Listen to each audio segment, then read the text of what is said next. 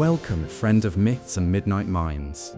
You've just arrived at the beginning of something extraordinary.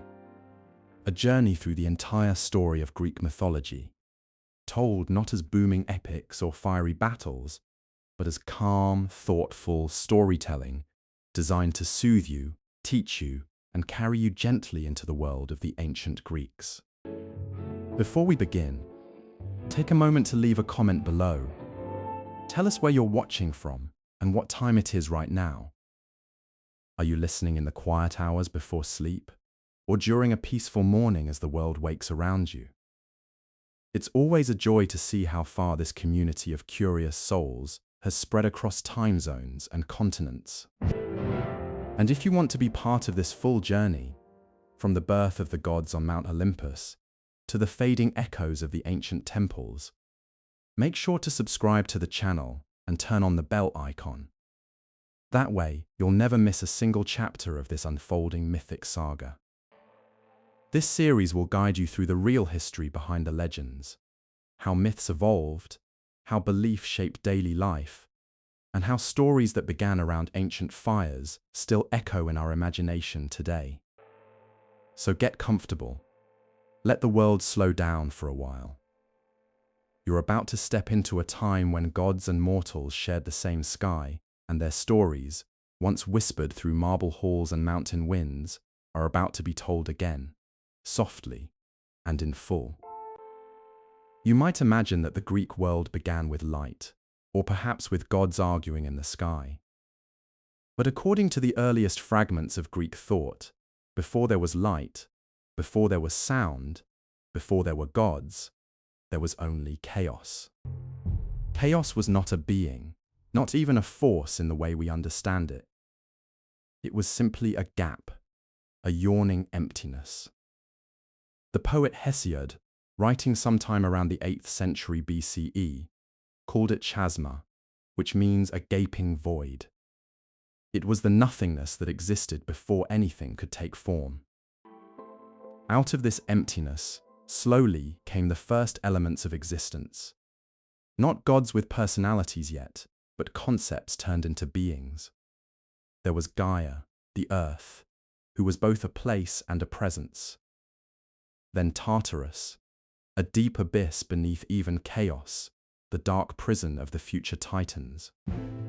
Eros appeared, not as the playful god of later myths, but as the primordial force of attraction, the power that would bind matter, form, and life together. There was Erebus, the deep shadow, and Nyx, the night. From them, in the poetic lineage of creation, came Ether, the bright upper air, and Hemera, the day. It's tempting to think of this as a story of creation in a religious sense, but Greek myth wasn't about divine command. It was about order emerging from disorder, form from formlessness, and structure from endless potential. The Greeks didn't imagine a god saying, "Let there be light," but rather, light slowly unfolding from the tension between dark and empty. These earliest myths were not written to entertain.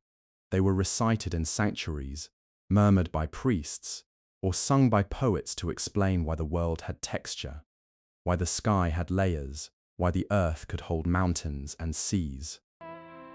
The creation of the world to them wasn't an instant act. It was a process of organization, an ongoing correction of chaos. Gaia, the earth, gave birth to Uranus, the sky, so that he might cover her completely. But even that act wasn't romantic. It was functional. The sky and earth were meant to fit together, forming a stable boundary between above and below. From Gaia and Uranus came the first true generation of beings with will and emotion, the Titans. There were 12, 6 males and 6 females, but their roles were symbolic. Oceanus was the great river that encircled the world. Hyperion represented light. Cronus embodied time. Their sisters were no less cosmic. Theia, the shining one, Rhea, the fertile mother, and Mnemosyne, memory itself. This might sound abstract, But in early Greek religion, every force of nature was personified. To the people who told these stories, rivers had names because rivers had souls, wind had a direction because wind had personality. The idea that nature itself was divine wasn't mystical, it was ordinary. In those days, religion and observation were not separate. A farmer didn't need philosophy to understand the order of things. The myth already contained it. When he looked at the soil, he saw Gaia. When the rain came, he imagined Uranus weeping or embracing her. The story gave pattern to a world that could otherwise seem arbitrary. But like all human attempts to make sense of the world, these early myths grew complicated. The union of Gaia and Uranus did not stay peaceful. Uranus, fearing the power of his children, hid them within Gaia's womb, deep inside the earth itself. The strain became unbearable. Gaia, suffocating with life, crafted a sickle of adamantine and asked her children for help. Only one son, Cronus, dared to act. In the darkness of creation, he struck his father, separating sky from earth forever. From the wound of Uranus, drops of blood fell upon Gaia, giving birth to the giants, the Erinyes, and other ancient beings. From the sea, touched by his severed form, rose Aphrodite, the goddess of love, a reminder that beauty can emerge even from violence. It's worth pausing here to reflect on what this story meant to the Greeks. To them, creation was not gentle. The world was built through conflict, separation, and transformation. The cosmos was not perfect. It was an evolving system of balance and tension. Even more fascinating, these stories changed depending on who told them. In one region, chaos came first; in another, it was water. The philosopher Thales of Miletus, centuries later, would propose that all things come from water, blending myth with early science. The myths were not sacred scripture, but living explanations, flexible enough to shift with understanding. And still, through it all, the theme remained, from void to order, from confusion to structure. Cronus and the Titans would rule for an age, a golden time, the poet said, when humans lived without toil or pain. But golden ages never last. Cronus too would fall to the same fear that doomed his father, the fear of being replaced. When he heard a prophecy that one of his own children would overthrow him, he began to devour them, one by one. Only one child escaped. His name was Zeus. But before we rush to the Olympian age, before lightning and thrones, before temples and prayers, it's worth staying a moment longer in this slow primordial dawn. Because beneath the thunder of Zeus and the myths of heroes lies something quieter and more ancient. The human attempt to imagine how things began, not with miracles, but with patterns: earth, sky, darkness, and light. In every version of the Greek creation myth, you can almost feel the Greeks watching the world around them. The way the sea meets the shore, the way night follows day, and understanding that these rhythms must come from somewhere. Maybe from chaos, maybe from Gaia, maybe from the eternal pull between order and disorder that still governs everything, even now. And so, from nothingness, the world took its shape. The Titans ruled the earth. Time began to flow. The great machine of myth and of human imagination began to turn. But what happens when even the gods of time begin to fear the future? When Cronus took the sickle and struck his father Uranus, he did not only separate sky from earth, he separated the eternal stillness of the cosmos into time itself. For the Greeks, this act was not simply violent, it was necessary. It allowed the world to move forward, to change. From this point onward, creation had momentum.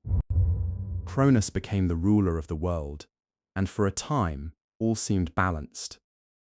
The poets called this the Golden Age, an age before work, before war, before hunger. Mortals, if they could be called that, lived freely under the gentle watch of the Titans. The earth produced food of its own accord, rivers ran pure, and animals lived beside humans without fear. There were no seasons yet, no harsh winters, no need for kings or cities. The world simply existed, and time passed quietly, as though the cosmos itself was taking its first breath. But even in this idyllic stillness, unease lingered. Cronus ruled not as a creator, but as a caretaker. He maintained the world, but he did not expand it. His rule was an echo of his father's, cautious, fearful, and bound by prophecy.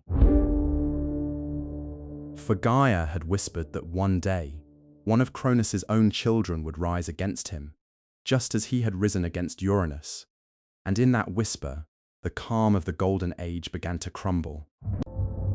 When Rhea, Cronus's sister and queen, bore her first child, Cronus watched with the same anxiety that had haunted his father. The prophecy gnawed at him. To prevent his downfall, he made a terrible choice. He swallowed the child whole. It is said that he swallowed them as soon as they were born. Hestia, Demeter, Hera, Hades, and Poseidon, each taken into his vast stomach, hidden from light and life. Rhea, horrified, could do nothing. The Golden Age had ended, replaced by a reign of fear disguised as stability.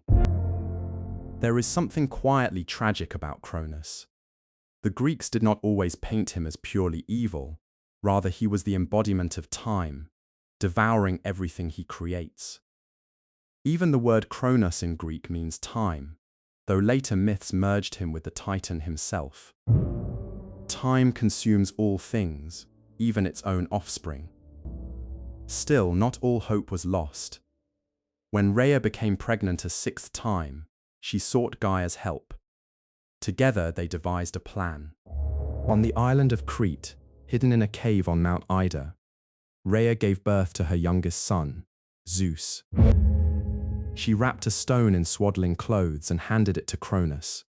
Without hesitation, he swallowed it, believing the prophecy was once again thwarted. But far away, in the shadows of Crete, the infant Zeus cried, his voice drowned out by the clashing shields of the Curetes, the armed dancers who guarded him. The story of Zeus's upbringing is one of quiet patience. While other myths celebrate grand battles and divine thunder, this part of the tale is still, deliberate, and filled with waiting. The young god was nursed by the goat Amalthea, whose milk gave him strength. Bees brought him honey. Nymphs watched over him in the cool darkness of the cave. The mountain itself became his cradle. Meanwhile, Cronus's rule began to weaken. The world was changing. Mortals, now aware of hardship, began to till the land and build the first altars. Seasons emerged, not yet as punishment, but as rhythm. Time no longer looped in endless ease, it moved forward. Zeus grew in secret until he was strong enough to challenge his father. With the help of Gaia and the Titaness Metis, he crafted a potion, a mixture of earth and sky, bitter and inevitable. When the time came, Zeus approached Cronus in disguise and offered him the drink. Cronus swallowed it, unaware that the same act of consumption that had defined his rule would now undo him. The potion took effect. One by one, he began to regurgitate his swallowed children. First the stone, then Hestia, then Demeter, Hera, Hades, and Poseidon. Each child emerged fully grown, shining with divine power. Together, they turned against their father. The war that followed, the Titanomachy, would last 10 years. It is said that the earth itself trembled, the seas boiled, and the sky cracked open with lightning. But beyond the mythic grandeur, what truly mattered to the Greeks was the idea of transition. This was not merely a war of gods, but a war of generations. It marked the shift from the old order of cosmic forces to the new order of anthropomorphic gods, beings who resembled humans in emotion, desire, and intellect. The younger gods, the Olympians, fought under Zeus's command. The Titans, led by Cronus, held Mount Othrys as their fortress. Gaia and Uranus watched silently from afar, witnessing yet another cycle of rebellion. In the 10th year, the battle reached its breaking point. Following Gaia's advice, Zeus descended into the depths of Tartarus and freed the Cyclopes and the Hecatoncheires, the hundred-handed ones, whom Cronus had imprisoned long ago. The Cyclopes, in gratitude, forged weapons for the new gods. For Zeus, the thunderbolt, symbol of authority. For Poseidon, the trident, ruler of the seas. For Hades, the helm of darkness, granting invisibility. With these, the balance shifted. The Olympians stormed the heights, and one by one the Titans fell. Cronus was struck down and cast into Tartarus, a realm of infinite gloom, beneath even the underworld, guarded by the hundred-handed giants he had once chained. The war ended not with triumphal celebration, but with silence. The Titans were gone. The world, once ruled by abstract forces, was now in the hands of gods who thought, felt, and ruled with reason, or so it was said. The Greeks saw in this myth a mirror of their own society, the triumph of order over chaos, reason over instinct, and structure over nature. It was not about good defeating evil, but about hierarchy replacing anarchy. The cosmos now had rulers, laws, and punishments. Yet, even in victory, Zeus inherited the same unease as his father and grandfather. Prophecies, after all, do not end. They only change their form. For even as Zeus took his throne upon Mount Olympus, the ancient voice of Gaia whispered again, "One day, a child of yours will rise against you, as you rose against Cronus." The Greeks loved the irony of this, the endless pattern of rebellion and replacement. In it, they saw the eternal rhythm of existence. No rule lasts forever, no god is beyond fear. Even the immortal are bound by time and prophecy. Zeus, however, chose not to repeat the same mistake. Instead of swallowing his offspring, he sought to outthink fate. He married the goddess Metis, wisdom itself, believing that through intelligence he could outmaneuver destiny. But even that union was fraught with prophecy. Gaia warned that Metis would bear 2 children. The first, a daughter wise beyond measure, the second, a son destined to overthrow his father. When Metis became pregnant, Zeus did what Cronus had done before. He swallowed her. But unlike Cronus, he did not do it out of fear alone. He believed that by absorbing her, he would also absorb her wisdom, preventing the prophecy from coming true. Time passed, and Zeus began to suffer from an unbearable pain in his head. No god could ease it. Finally, the smith god Hephaestus, or in some tellings Prometheus, struck Zeus's skull with an axe. From the wound sprang Athena, fully grown and armored, shouting her first breath into the world. It was said that Zeus smiled then, relieved. The prophecy was fulfilled, but in an unexpected way.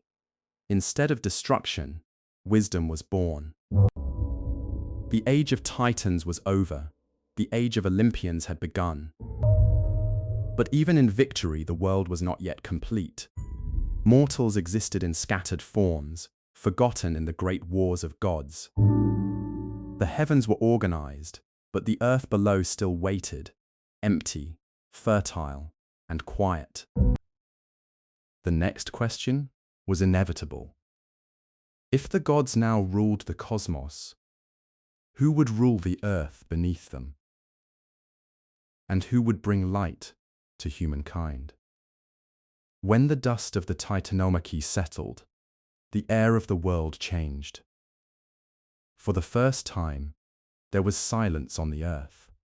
Not the silence of nothingness, but the quiet of completion. The sky belonged to Zeus, the sea belonged to Poseidon. The underworld, where shadows lingered and whispers of the past drifted like smoke, belonged to Hades. The cosmos was ordered. There were boundaries now, lines drawn between realms, each with its laws.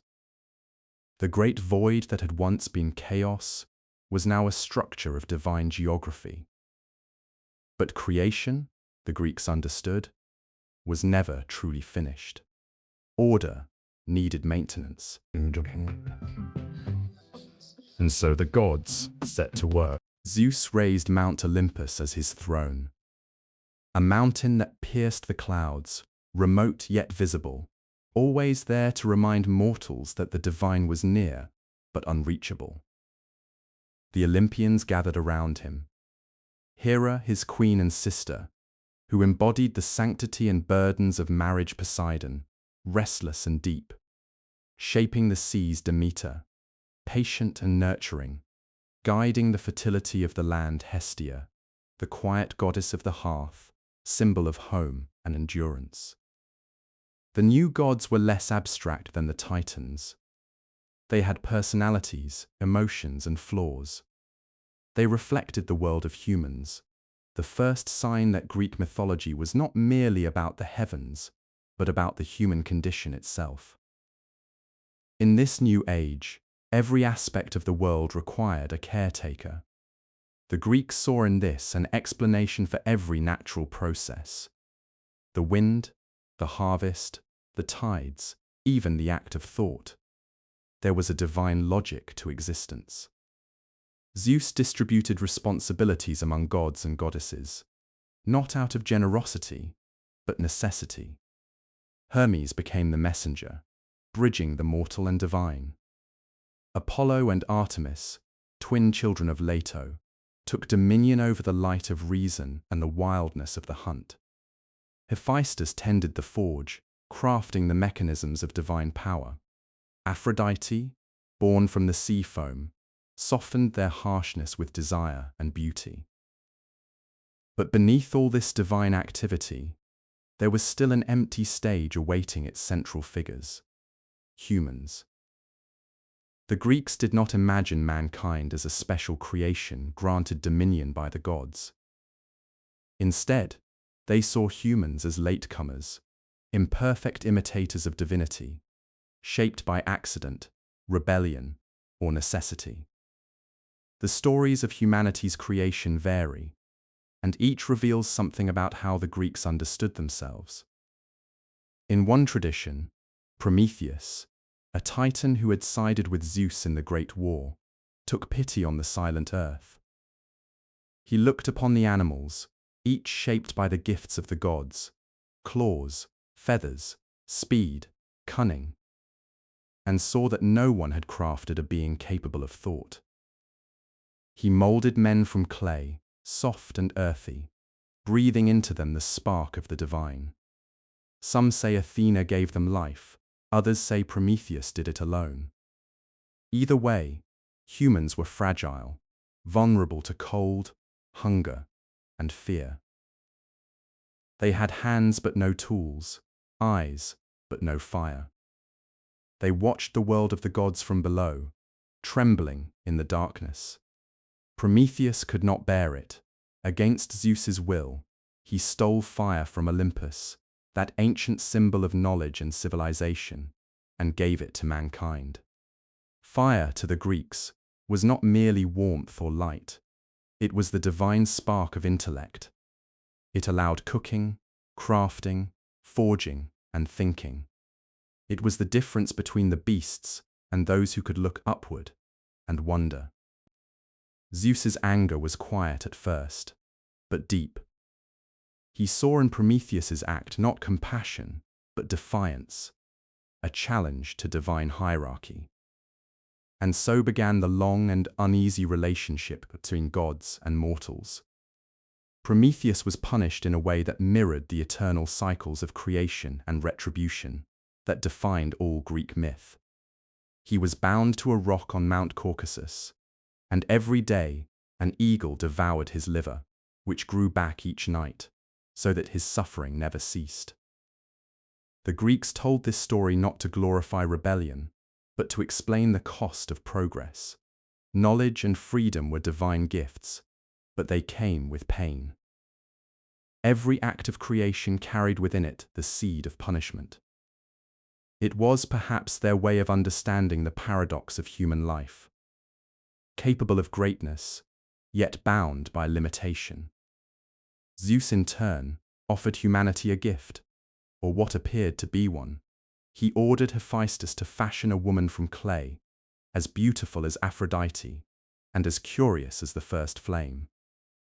The gods gave her gifts, grace, charm, and a voice that could soothe even the immortals. Her name was Pandora, meaning all gifted. But Zeus also placed in her hands a sealed jar, a pythos, and told her never to open it. When Pandora descended among men, curiosity, the trait the gods had built into her, became irresistible. She opened the jar, and from it spilled all the sorrows of the world, disease, toil, envy, and death. Only hope remained inside, clinging to the edge of the lid. It is a simple story, but it carried enormous weight. To the Greeks, Pandora was not merely a woman who caused suffering. She represented the unpredictable nature of life itself. Every gift has its consequence. Every joy carries the shadow of loss. The myth also hinted at something else, that the world of humans was never meant to be perfect. It was meant to be balanced, between suffering and endurance, despair and hope. As centuries of myth passed, Zeus's rule solidified. He became the archetype of kingship, a god of order and justice, though often imperfectly so. He rewarded piety and punished arrogance, but his own actions were not free of either. He fathered countless children, both mortal and divine, binding the world in a web of relationships that mirrored the complexity of human life. Hera, his queen, remained both partner and adversary, embodying the tension between unity and betrayal. Their conflicts filled later myths, but beneath the surface, they symbolized something deeper: the perpetual struggle between law and nature, between the order Zeus sought to impose and the chaos that still lingered beneath the surface of creation. Even now, after the Titans were buried and the world divided, the Greeks understood that chaos was never gone. It merely waited at the edges of existence, in the storms at sea, in the darkness beneath the earth, in the fickle tempers of the gods themselves. This was the secret of Greek myth. It was not a story of good versus evil, but of balance. Every act of order contained the memory of disorder. Every god who ruled carried the shadow of the one who came before. In this way, the story of creation was not merely about beginnings. It was about the pattern that would repeat across every Greek tale that followed. The overthrow of Uranus by Cronus, of Cronus by Zeus, and someday perhaps of Zeus by another, was not tragedy, but inevitability. To the Greeks, the universe was not designed to reach a final state of perfection. It was designed to endure through change. The cosmos was a living thing, breathing through cycles of rise and fall, like the seasons that would come to define human life. Mortals too were caught in this rhythm. They lived, worked, died, and returned to the soil of Gaia, becoming part of the same process that began when chaos first opened its mouth. And yet, through their myths, humans found meaning. The story of Prometheus reminded them of courage. The story of Pandora reminded them of humility. The rule of Zeus reminded them that even power must bow to fate. Fate, Moira, was the one force that even the gods could not escape. It wound through all of Greek mythology like an invisible thread, subtle and unbreakable. If you stand, even now, at the foot of Mount Olympus, you might not hear thunder or see lightning. The mountain rises quietly, indifferent to time. The ancient poets believed that this stillness was the true sign of divine presence, not the noise of storms, but the endless, patient endurance of the world itself. The story of creation, told across centuries and fragments, was not a single tale, but a mosaic of human understanding. Each version reflected the same truth, that existence begins in confusion, finds order, and eventually returns to silence. Chaos, Gaia, Uranus, Cronus, Zeus, all of them represent the same movement of life. The Greeks did not need faith in eternal peace, they had faith in eternal continuity. The gods, in all their flawed and radiant majesty, were mirrors of the people who imagined them. And perhaps that is why these myths still linger, because they remind us that even in the quiet, in the dull routines of existence, there is an echo of something ancient. The same curiosity that drove Pandora, the same defiance that moved Prometheus, the same fear that haunted Cronus, all still live within us. And somewhere beyond the edge of order, beyond the reach of Olympus, chaos still waits, patient, formless, eternal, ready to begin the story again. Before Zeus raised his thunderbolt, before mortals shaped temples from stone, the world belonged to the Titans, the immense and patient beings who ruled the cosmos in silence. They were not heroes, they were not even gods, not in the sense the later Greeks would imagine.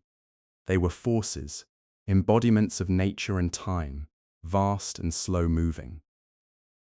In the earliest age, after chaos gave way to Gaia, and Gaia brought forth Uranus, the sky, the universe existed as a single continuous whole.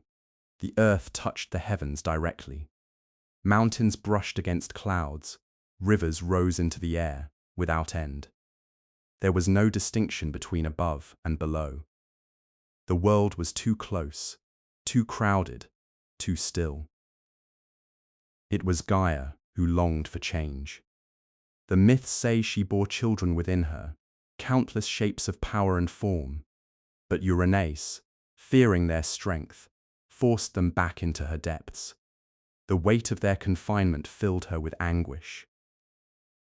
In this ancient pain was born a truth the Greeks never forgot, that creation always carries suffering. The world was not born from peace, but from pressure. Gaia called upon her children to help her break free. Among them were the first Titans, 12 vast beings, each representing a part of the universe's structure. There was Oceanus, who encircled the world like a river without end, Chaos, the axis of intellect, Crius, the guardian of constellations, Hyperion, the bright pillar of the sun, Iphitus, the father of mortality and craft, and Cronus, the youngest, cunning, and silent, who would soon become the instrument of change.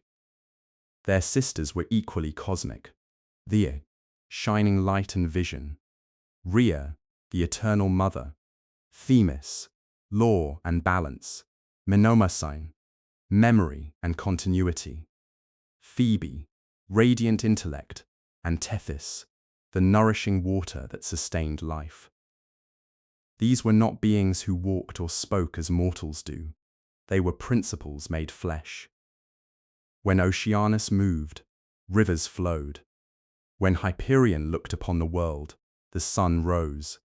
When Themis stirred, justice found its place. The Greeks imagined them as both physical and spiritual, both substance and story.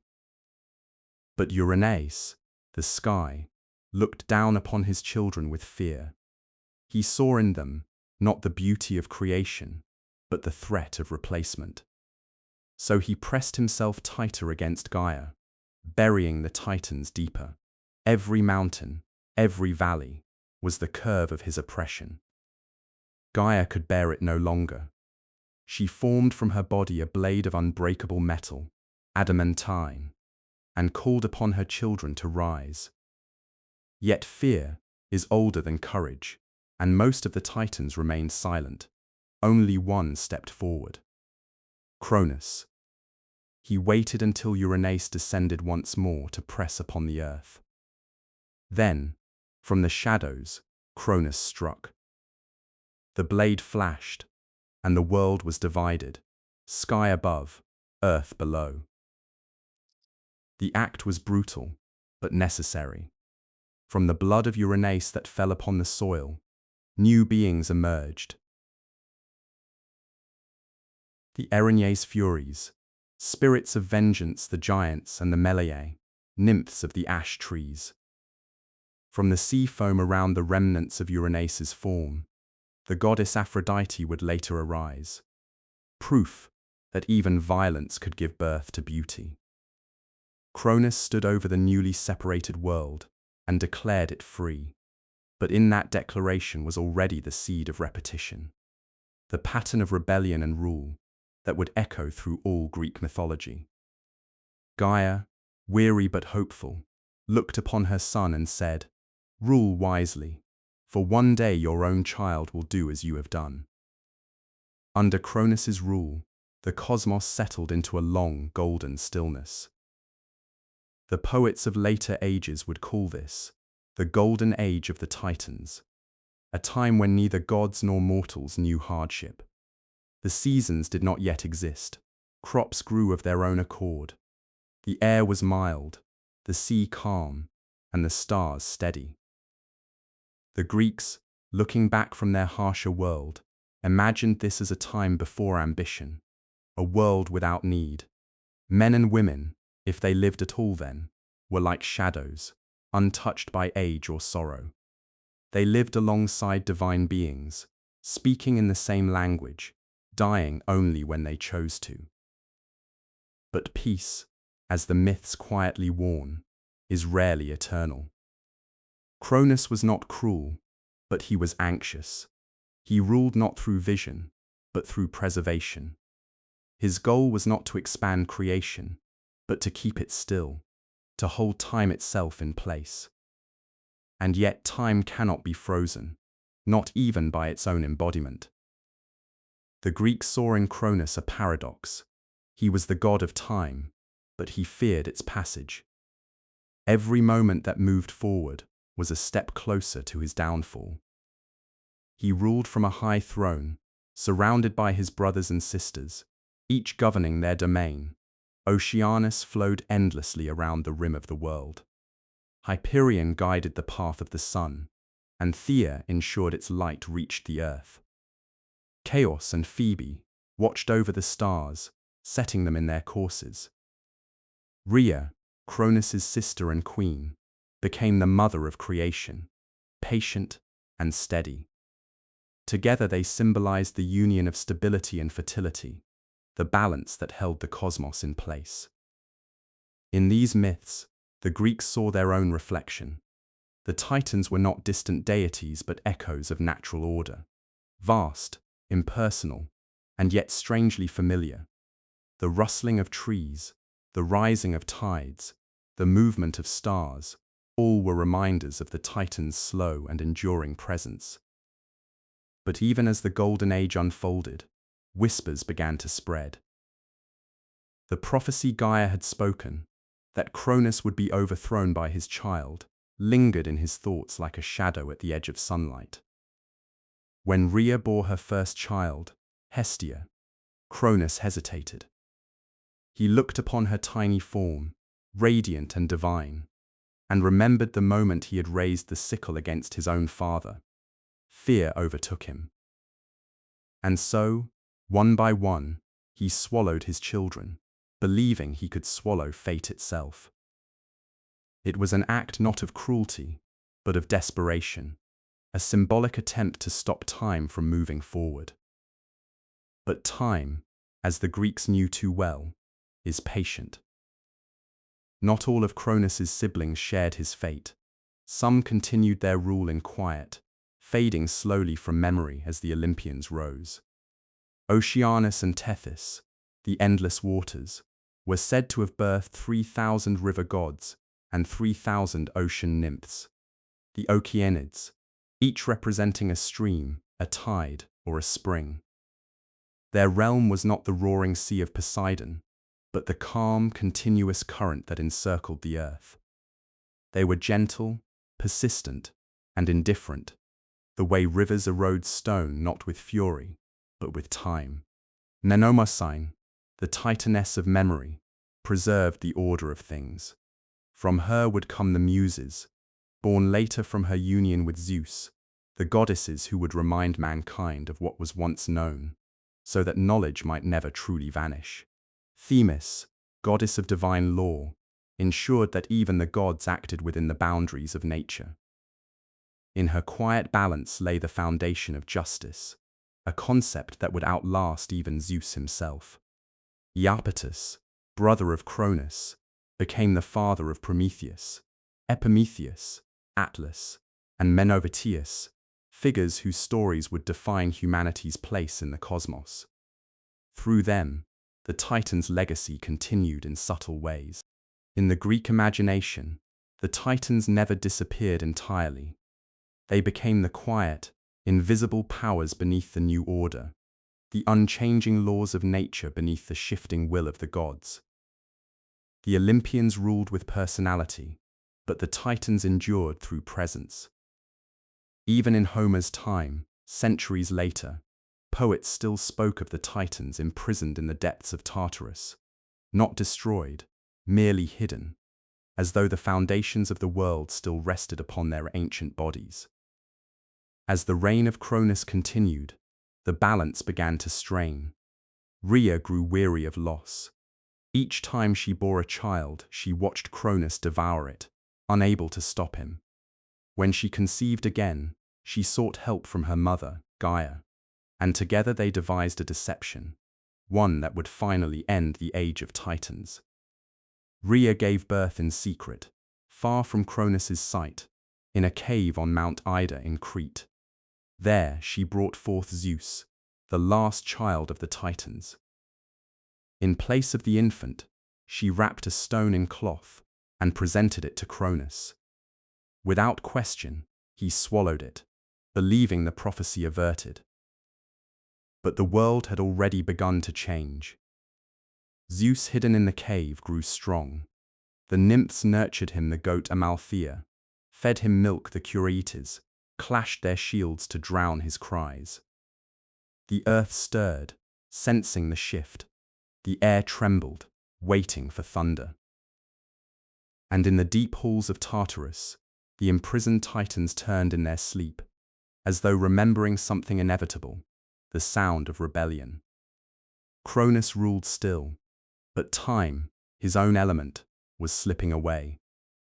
The sky above him was not as steady as before. The rivers began to wander, the seasons began to stir, and faintly, far away, a storm was forming, one that would reshape the heavens forever. For prophecy does not vanish when ignored, it only waits.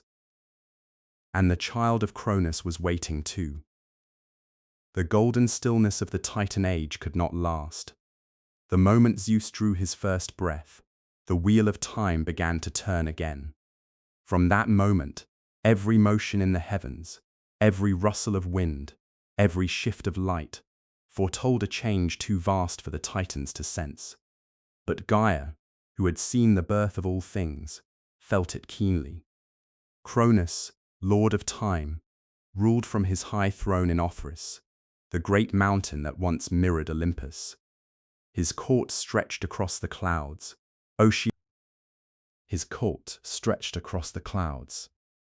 Oceanus flowing endlessly around, Hyperion's light arching above, Themis whispering of law, and Rhea sitting beside him, silent, enduring, her eyes distant with grief.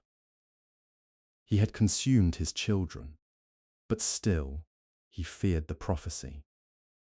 Fear, in myth, is always the seed of downfall. Meanwhile, on Crete's hidden slopes, Rhea's last child was growing under the care of spirits, nymphs, and the earth herself. Zeus, though divine, was not raised in the stillness of heaven, but in the raw pulse of nature. He learned the cries of animals, the rumble of storms, and the trembling of the ground. The nymphs taught him gentleness, but Gaia whispered of power. "Remember," she told him, in the voice of rain upon leaves, "you are born not to preserve, but to awaken."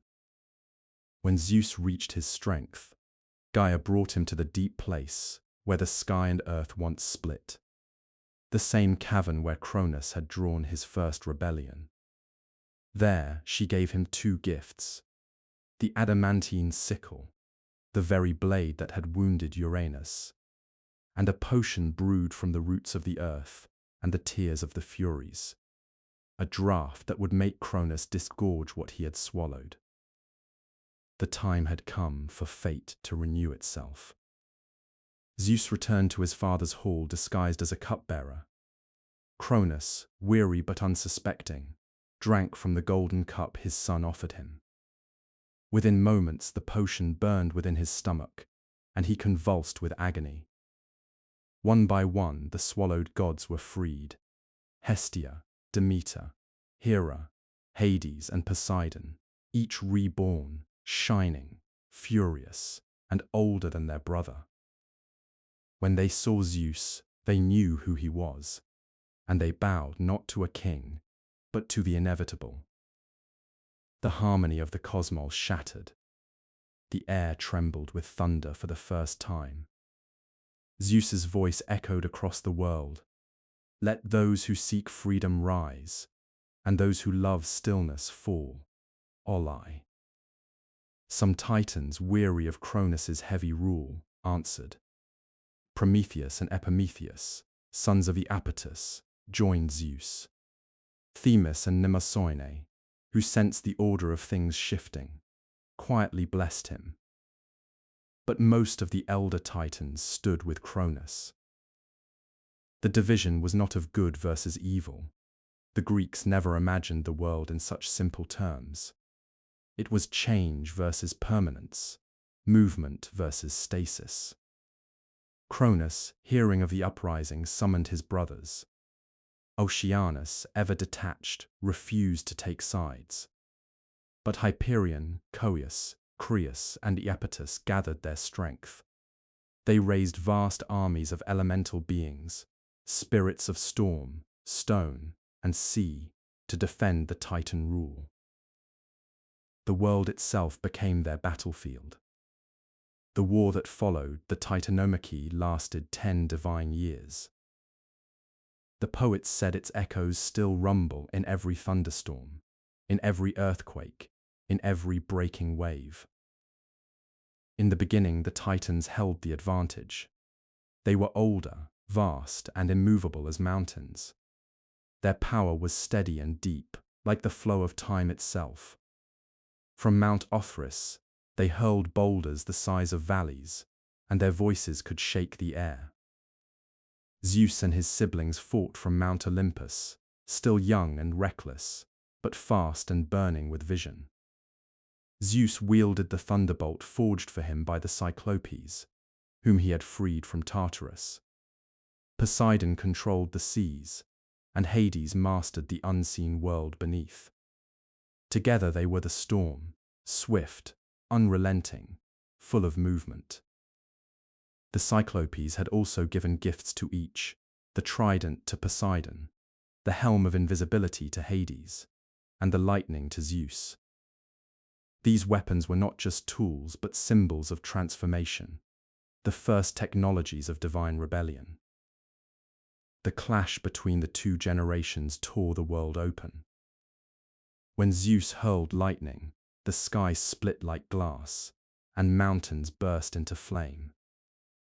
When Hyperion rose to strike, his body shone like a burning sun, scorching the valleys below. When Oceanus stirred, floods drowned the lands, washing armies into the depths. The sea boiled, the heavens burned, the earth quaked. The Greeks imagined that during this war, the world took its shape. Mountains rose from the impacts, Valleys formed from the fallen Titan's steps, and rivers cut through the earth, where tears of gods had fallen. After 10 years of endless conflict, neither side could triumph. The world itself seemed ready to collapse back into chaos. Then Gaia, moved by pity for her grandchildren, came again to Zeus. She whispered, "Beneath Tartarus, in darkness deeper than night, your uncles lie chained, the Hecatoncheires, the 100-handed ones, and the Cyclopes who forged the stars. Free them, and the world will change." Zeus descended into the abyss, deeper than any god had dared. There, in a prison of iron and shadow, the ancient beings lay silent, each the size of a mountain, each older than the Titans themselves. He broke their chains, one by one, and light returned to their eyes. The Hecatoncheires roared in gratitude, shaking the underworld. The Cyclopes, in return, forged weapons of pure power, lightning that burned through time, thunder that shattered silence, and storm clouds that bent the air itself. When Zeus returned to Olympus, the balance shifted.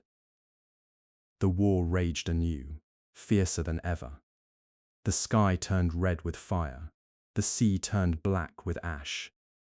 Finally, on the 10th year's final day, Zeus raised his thunderbolt high and hurled it with all his might toward Othrys. The mountains split, fire and storm devoured the Titan's fortress. Cronus fell, crying out not in anger, but in sorrow, for he had seen the pattern complete. As he fell into the abyss, he whispered to Zeus, "You will rule as I did, and your children will rise as mine have." The Titans were defeated. The war was over. Zeus stood upon the ruins of Othrys, his siblings beside him. Hades raised his helm, Poseidon his trident, and together they declared the cosmos divided. Zeus would rule the sky and the affairs of gods and men. Poseidon would command the sea and its shifting depths. Hades would reign in the underworld, silent and unseen, keeping the balance of life and death. The defeated Titans were bound in chains of unbreakable bronze and cast into Tartarus, guarded by the Hecatoncheires. Only a few were spared, Oceanus, Themis, and Mnemosyne, for they had not fought. Cronus, the former ruler, was cast into the deepest pit, though some say he later found peace in a dreamlike realm called the Isles of the Blessed, ruling not as tyrant but as a quiet keeper of forgotten time. Gaia mourned both sides, for she had birthed them all. The earth sighed beneath the weight of new order, and the heavens settled into their rightful place.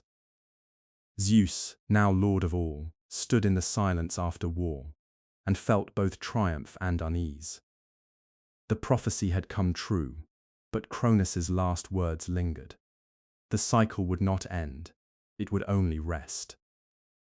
From the ashes of Othrys rose Mount Olympus, bright and radiant. There the new gods built their palaces of light, each reflecting their domain. The world below began to take its familiar shape. Seasons, weather, mortality, all the rhythms that define human existence. Hera became queen, steadfast and proud. Demeter tended the fertile earth. Hestia kept the divine hearth, the center of peace. Poseidon stirred the oceans, and Hades, solemn and just, built his shadowed kingdom. And Zeus, thunderer, skylord, keeper of order, watched over them all. Yet he knew that rule was not eternal. Deep within him the memory of rebellion remained, like an ember that could never die. When the Greeks told these stories by the fire, they were not speaking only of gods and monsters. They were describing the cycle of existence itself: creation, growth, conflict, and renewal. The Titans and Olympians were metaphors for change, for the way every generation must both destroy and preserve the one before. even in victory, Zeus was bound to the same truth that undid his father, the fear of replacement. Though cast into darkness, the Titans were never erased. Their presence lived on in the natural world, in mountains that echoed with their imprisoned groans, in rivers that flowed with Oceanus's calm, in laws and memories kept alive by Themis and Mnemosyne. Prometheus, son of Iapetus, would soon rise from their line to shape the destiny of mankind. A reminder that even in defeat, the Titans' fire could not be extinguished. The war had ended, but the age of gods had only begun. The world now had light and darkness, law and chaos, death and renewal. And far below, in Tartarus, the Titans slept, waiting for the day when the pattern might begin again. For in the Greek world, time was never a line, it was a circle. The dust of the Titanomachy settled slowly. Mount Othrys lay in ruins, a scar on the earth, while Olympus rose in silent majesty, its summits shrouded in clouds. The world had been reshaped, not through creation, but through conflict, through the slow, patient reshuffling of power. The Titans were defeated, cast into Tartarus. Some were forgotten, their names whispered only in the tremors of mountains and the slow flow of rivers. Yet their legacy endured. In the quiet currents of nature, in the unchanging laws of the cosmos, the hand of the Titans remained. They were the hidden scaffolding beneath the brilliance of the Olympians, the forgotten architects of order. And in the shadows of Olympus, one figure began to turn his thoughts toward the world below: Prometheus, son of Iapetus. Prometheus was not a warrior like his brothers. He did not wield thunder or hurl mountains. Instead, he watched. Patient, thoughtful, he observed the newly formed world, the lands that lay empty after the chaos of the Titanomachy, and he noticed something peculiar. The earth was fertile, rivers flowed with clear water, forests grew thick and strong, and the animals roamed freely. Yet there was no creature capable of reflection, of craft, of understanding. The world had been ordered for life, but life itself remained rudimentary. Prometheus, whose name means forethought, considered the imbalance. Power and victory had reshaped the cosmos, yet there remained a gap between the gods and the raw, unthinking earth. He resolved to fill it. From the soft, rich clay of the riverbanks, Prometheus molded men and women. The myths speak of his hands shaping the first humans with careful precision. Sturdy limbs for labor, nimble fingers for tools, eyes wide with curiosity to study the world.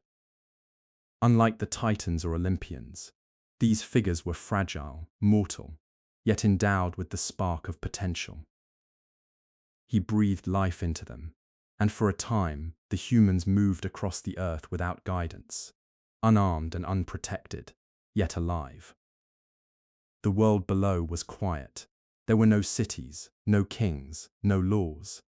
Men and women learned slowly, watching the cycles of the sun and the moon, noting the rhythm of the seasons. Animals could be hunted or befriended. Rivers provided water, forests provided shelter. Life was survival, quiet and deliberate, but meaningful. Prometheus knew, however, that observation alone was not enough. Mortals lacked the ability to transform their environment, to move beyond instinct. So in secret, he ascended to Mount Olympus and stole fire. Not the literal flames of the gods' hearths alone, but the symbolic spark of intellect and civilization. Fire changed everything. It allowed humans to cook food, to warm themselves against winter, to forge tools from stone and metal. It illuminated the darkness, both literal and figurative. With fire, mankind began to grasp the meaning of the world around them. They could shape it, understand it, and, in small ways, control it. But Prometheus's gift was not without cost. Zeus, ever vigilant, noticed the mortal transformation. Anger, slow and inexorable like the passage of time itself, stirred within him. To Zeus, fire was not merely warmth, it was a challenge, a disruption of hierarchy. Mortals given power through Prometheus's act could grow bold, questioning the god's authority. Zeus decided that the gift could not go unpunished. Prometheus himself was bound to a rock on the edge of the world. Every day, an eagle, fierce, eternal, unrelenting, devoured his liver. Each night, the organ regenerated, ensuring the Titan's suffering would never end. Yet even in torment, Prometheus did not falter. His foresight allowed him patience. He endured, knowing that the gift of fire could not be undone, that human progress had begun, and that even the wrath of Zeus could not erase it. Meanwhile, humanity began to flourish quietly.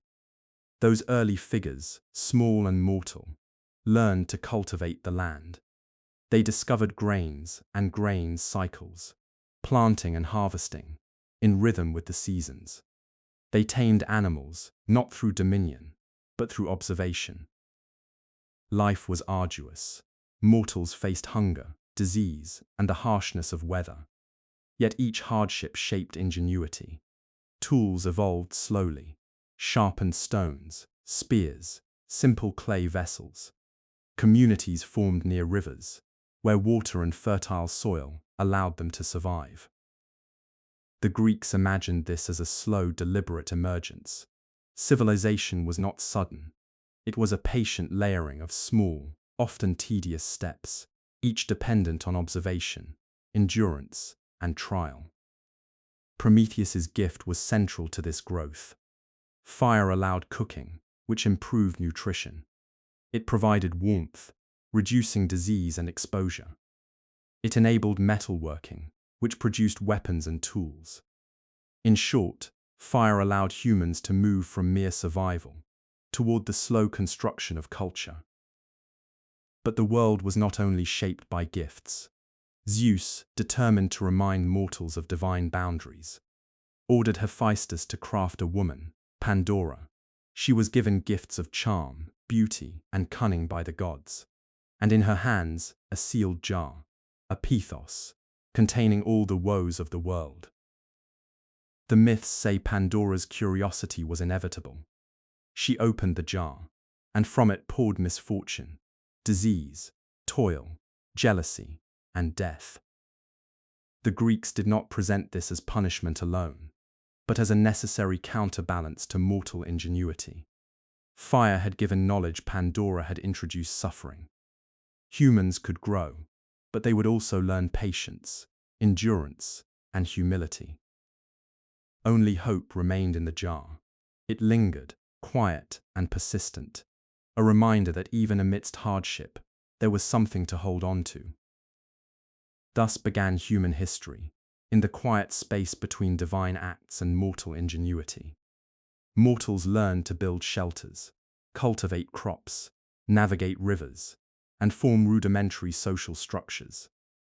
Each step was small, deliberate, often tedious, and yet profoundly transformative. The Greeks saw in these stories the origin of daily life: work, survival, creativity, and suffering. The myths framed it all as lessons, not morality tales. Life was hard, but meaningful, slow, but inevitable, and always, in its quiet persistence, extraordinary. Prometheus watched from his bound position, understanding that the gift of fire could not be undone, that human progress would continue, slow and steady, fueled by both insight and necessity. By now, the world had a rhythm. Olympus stood above, Tartarus below. Mortals lived in between, learning, enduring, creating. The Titan's ancient patience and the Olympians' decisive action had set the stage for a new age, an age defined by complexity, curiosity, and challenge. Time, the great devourer embodied in Cronus, had moved forward. Prophecy had been fulfilled. The cycle of creation, rebellion, and renewal was complete, yet its echoes remained. Even in quiet moments, a river flowing, a fire crackling, a child learning to shape clay, one could sense the weight of the Titans and the vigilance of Zeus. Every human act was an extension of divine history, every hardship a reflection of cosmic order. And so, life continued, slow, persistent, sometimes painful, always unfolding. For the Greeks, the age of Titans and the birth of humanity were not grand spectacles.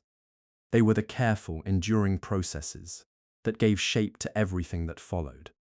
Civilization was born not with thunder and lightning alone, but with clay, fire, patience, and quiet endurance. The question the myths leave us with, lingering in the silent spaces between their stories, is simple yet profound. If the world itself is shaped by cycles of power and rebellion, by foresight and suffering, by quiet endurance, what part of it do we carry within ourselves? And in that reflection, one sees the true continuity of history. From chaos, through Titans, through Olympians, to humans the world moves, slowly, deliberately, endlessly. Long before cities rose from stone, and before the first kings claimed their thrones, the world lay open, empty, and untamed. The earth had been shaped by the Titans, its mountains high, its rivers flowing, its forests thick with life. The Olympians had claimed Olympus, dividing the cosmos between the sky, the sea, and the underworld. Yet below them, the land remained formless, uninhabited by those capable of thought or craft. Prometheus, the Titan of foresight, observed quietly from the shadows. He had witnessed the rise and fall of the Titans, the war that birthed the Olympians, and the first stirrings of human life. He understood the world as it was, and imagined it as it could be. Mortals, fragile and rudimentary, walked the earth like shadows, without fire, without shelter, without knowledge of how to shape their environment. They were vulnerable to the cold, to hunger, to the endless cycles of life and death that had always governed creation. The Greeks imagined Prometheus not as a hero in the modern sense, but as a careful observer, patient, deliberate, thoughtful. He did not act impulsively. He waited, considering the balance between mortality and potential, understanding that any gift would ripple through time, altering not just humans, but the very order of the world. It was a quiet act, almost imperceptible, but its significance was immense. Prometheus chose to give humanity the spark that would allow them to rise above mere survival. Prometheus shaped humans from clay, working with hands that had molded the Titans themselves. He formed the limbs, giving them strength to labor. He shaped fingers, delicate and precise. To grasp tools he crafted eyes, wide and curious, to observe the world around them. Once the forms were complete, he breathed life into them. The humans awoke slowly, blinking at the light of a world still unclaimed. They were frail, yet alert, vulnerable, yet capable. They wandered the forests and plains, learning instinctively how to hunt, gather, and survive. In those first generations, life was arduous. There were no villages, no cultivated fields, no tools beyond what nature provided. Humans relied on observation. They noted the patterns of animals, the cycles of rivers, the signs of the seasons. Even this small learning was extraordinary, for it represented the first glimmer of agency in a world shaped by forces larger than themselves. Prometheus watched, ensuring that they could grow, teaching them in subtle ways. He guided their hands, whispered knowledge of simple tools, and planted ideas that would blossom over generations. The gift that would define humanity was still absent. Fire, the Greeks believed, was the tool of gods, a source of both warmth and illumination, destruction and creation. Without it, mortals remained vulnerable to the cold, the darkness, and the chaos of the natural world. Prometheus knew that fire could not be given lightly. To deliver it was to challenge Zeus himself, to alter the hierarchy of the cosmos. Yet he recognized the necessity. Humans could not thrive without it. Stealthily, he ascended to Olympus, unnoticed among the throng of gods. From the divine hearth, he stole the spark of fire, carrying it back to the mortal realm. In his hands, it glowed like a tiny sun, small yet powerful, ready to change the course of history. When he gave fire to humans, their world transformed. They could cook meat, making it more nutritious. They could warm themselves. Surviving winters previously fatal, they could forge tools from stone and metal, bending their environment to their will. Civilization, slow and deliberate, had begun. Yet Prometheus understood that every gift carries consequence. Fire was not merely warmth, it was understanding. Mortals could now observe, measure, and shape. They could build shelters, create pottery, and fashion weapons. The spark illuminated not only the world around them, but the potential within them. Zeus, ever watchful, noticed the transformation. Fire had given mortals power and independence. They were no longer passive creatures. They could think, plan, and challenge. The Olympian king recognized that Prometheus's gift disrupted the established order. Authority, even divine authority, was threatened by knowledge. In response, Zeus devised a punishment, not only for Prometheus, but for humanity itself. He ordered Hephaestus, the divine smith, to craft Pandora, the first woman, and give her a sealed jar containing all the misfortunes of the world. When Pandora descended among humans, curiosity led her to open the jar. From it poured disease, toil, envy, and death, a reminder that progress is never without cost. Only hope remained, lingering within the container, a quiet promise of resilience amidst suffering. The Greeks understood these myths as explanations for the hardships of human life. Fire brought advancement, but Pandora brought struggle. Knowledge could save, but it also exposed humanity to the reality of mortality and misfortune. Despite the burdens introduced by Pandora, humans began to adapt. The fire enabled them to manipulate their environment. They learned to cultivate grains, creating the first fields and stores of food. They discovered how to forge stone into axes and blades, allowing them to hunt and defend themselves more effectively. Settlements emerged near rivers, where water and fertile soil allowed for stability. Over time, rudimentary social structures formed: families, tribes, and eventually, communities. Leadership arose naturally, not from divine decree, but from experience and wisdom. The Greeks imagined these early developments as quiet, gradual, almost imperceptible, yet profoundly significant. The presence of fire also transformed culture. Humans could now cook meals, gather around warmth, and share stories. They created rituals, built altars, and began to honor the gods who watched over them, understanding that survival depended on both skill and divine favor. Prometheus, bound in Tartarus, watched these developments from afar. Though punished daily, his liver consumed by the eagle, regenerating each night, he endured, understanding that his suffering ensured humanity's advancement. The Titan's foresight allowed him patience.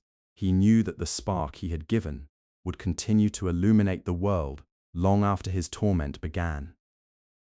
The Greeks imagined human history as the unfolding of small, deliberate acts over long periods. Civilization was not created in grand battles or dramatic displays of power.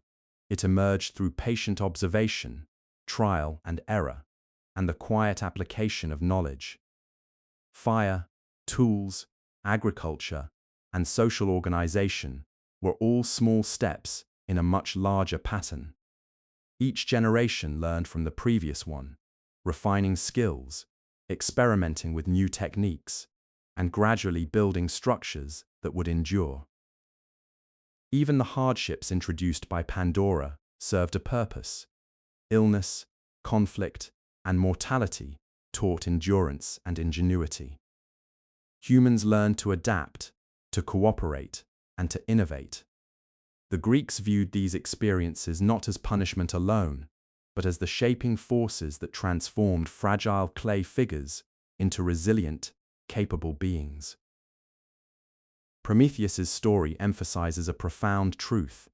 Advancement always carries cost. Knowledge and technology empower, but they also expose vulnerability. Life requires patience, endurance, and foresight.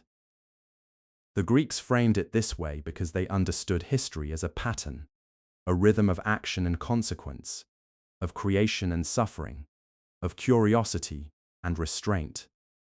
Mortals were born into a world already shaped by titans and Olympians, inheriting both their gifts and their burdens. Even today, the echoes of Prometheus remain. Fire, in its many forms, continues to empower humanity, yet with every advancement comes responsibility, risk, and consequence. The quiet lesson is that survival is not simply about strength or luck. It is about foresight, endurance, and the willingness to act with care in a world that balances gifts with hardships. The first humans learned slowly, step by step, mastering the use of fire, shaping tools, and cultivating the earth. Prometheus's foresight allowed them to survive and thrive, but the cost, Pandora's jar, ensured that suffering would always accompany knowledge. And so the story leaves us with a quiet reflection. If every gift we receive carries consequence, and every advance invites risk, how do we measure progress? How do we balance the fire we wield with the responsibility it demands? It is a question the Greeks left unanswered, understanding that life itself, like fire, is both illuminating and consuming, persistent and delicate, full of potential and peril. In the quiet years following the Titanomachy, humanity had begun to awaken. The first humans wandered forests and plains, observed rivers, and struggled to master the basics of survival. Fire had been given to them by Prometheus, who watched from afar, bound and enduring his eternal punishment. With fire, humans had warmth, light, and the ability to shape tools, a foundation for civilization. Yet even as life grew more manageable, it was not without peril. High above, in the golden halls of Olympus, Zeus observed this new development with a calm, deliberate scrutiny. Mortals were changing. Fire, a gift from Prometheus, had altered their potential. They were no longer passive creatures of instinct. They could plan, create, and perhaps one day rival the gods themselves in ambition or cunning. Zeus considered the balance of the world. Power always invites responsibility, but he saw another necessity, that knowledge should carry consequence, that progress must be tempered by suffering, that hope must coexist with hardship. From these reflections, he conceived a plan, not merely to punish Prometheus, but to shape the human experience itself. Hephaestus, the divine craftsman, was summoned. With slow, precise movements, he molded a figure from the finest clay, shaping it with care and symmetry. The figure was lifelike, each curve and contour deliberate. each expression balanced between serenity and curiosity.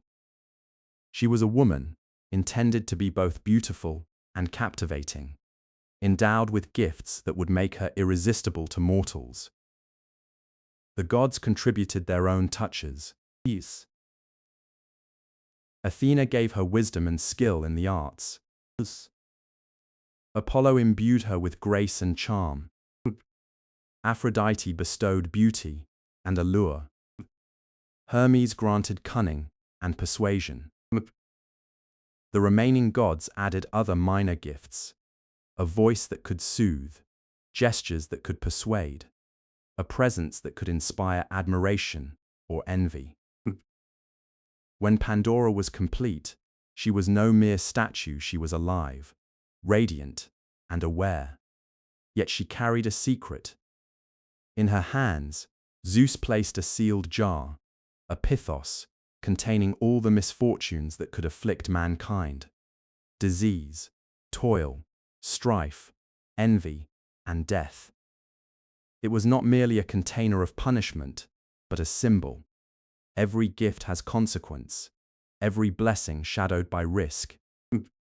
Pandora's creation was deliberate, precise, and quiet. She was not a monster, nor a villain. She was a reminder that curiosity, beauty, and intelligence, all inherently human qualities, are entwined with challenge. Zeus sent Pandora down to the mortal realm, her steps light upon the soil, her presence radiating a strange mixture of promise and caution. She arrived at the settlements of early humans, small communities living in the shadow of forests, beside rivers and streams, still learning the use of fire, shaping clay, and observing the rhythm of the seasons. The humans, unaccustomed to such a presence, were cautious. They had seen gods before, but never one of their own size and likeness. Pandora's beauty and demeanor inspired awe and trust. Her gifts of craft and wisdom proved useful immediately. She taught them to weave baskets, fashion clay vessels, and organize food stores. Life, which had been difficult and perilous, became slightly more ordered. Yet there was an undercurrent of tension. Pandora carried the jar, sealed but present. The humans were aware of it, even if only vaguely, and a sense of unease permeated their communities. They had never known suffering in such a concentrated form, and the quiet warning of the gods lingered like a shadow behind their new progress. The Greeks imagined curiosity as a trait both dangerous and inevitable. Pandora, herself curious about her gifts and her place in the world, eventually succumbed to it. The myths describe the moment as subtle and slow, almost imperceptible: a slight hesitation, a tilt of the wrist, a whispered question that passed through her mind. She opened the jar, and then the world changed. From the container poured all the misfortunes humanity would ever face: pain, sickness, enmity, disappointment, and death. They spread quietly at first, seeping into human life gradually. The small communities felt the impact immediately: the first illnesses, the first conflicts over food, the first struggles against hunger and harsh weather. Yet in the midst of this, one thing remained: hope. In the Greek myths, hope was not sent to alleviate suffering entirely, nor to erase consequence. It remained within the jar, faint but persistent, a quiet force allowing humans to endure. They could now face misfortune, but not without a tool to sustain them, to give them resilience. The story is not dramatic in the conventional sense. There was no war, no conquest, no instant calamity. The Greeks imagined it as the slow, inevitable unfolding of life: learning, adapting, struggling, and persevering. Suffering was natural, but so was resilience. With fire in hand and misfortune in place, humans began to live in the new, complex world. They cultivated crops with care, learning which seeds grew best, which rivers flooded, and how to store food. They built shelters from wood and stone, small but functional. Social bonds became essential. Families, tribes, and early communities learned cooperation to survive the hardships now inevitable. Pandora remained among them for some time, teaching, guiding, and observing. She was not a figure of punishment, but a facilitator of human growth. Her presence encouraged skill, ingenuity, and the understanding that life required effort, patience, and endurance. The Greeks saw in this stage of history the origin of daily human life: toil, observation, craft, and resilience. Civilization did not arise suddenly, but through small, incremental steps, guided by both gifts and limitations. Hope, contained in the jar, became essential. Without it, humans could not endure the misfortunes released. With it, they could continue to build, to learn, and to persist. The Greeks imagined hope as quiet, almost imperceptible, a subtle confidence that life could continue despite challenges. It allowed humans to try again after failure, to work despite uncertainty, and to imagine a future shaped not only by survival, but by aspiration. The story of Pandora is, in essence, the story of human endurance. It emphasizes that progress and suffering are intertwined. Knowledge and skill provide tools, but curiosity and desire ensure that challenges remain. Life is a balance between opportunity and limitation, between action and consequence. The Greeks reflected on these myths quietly.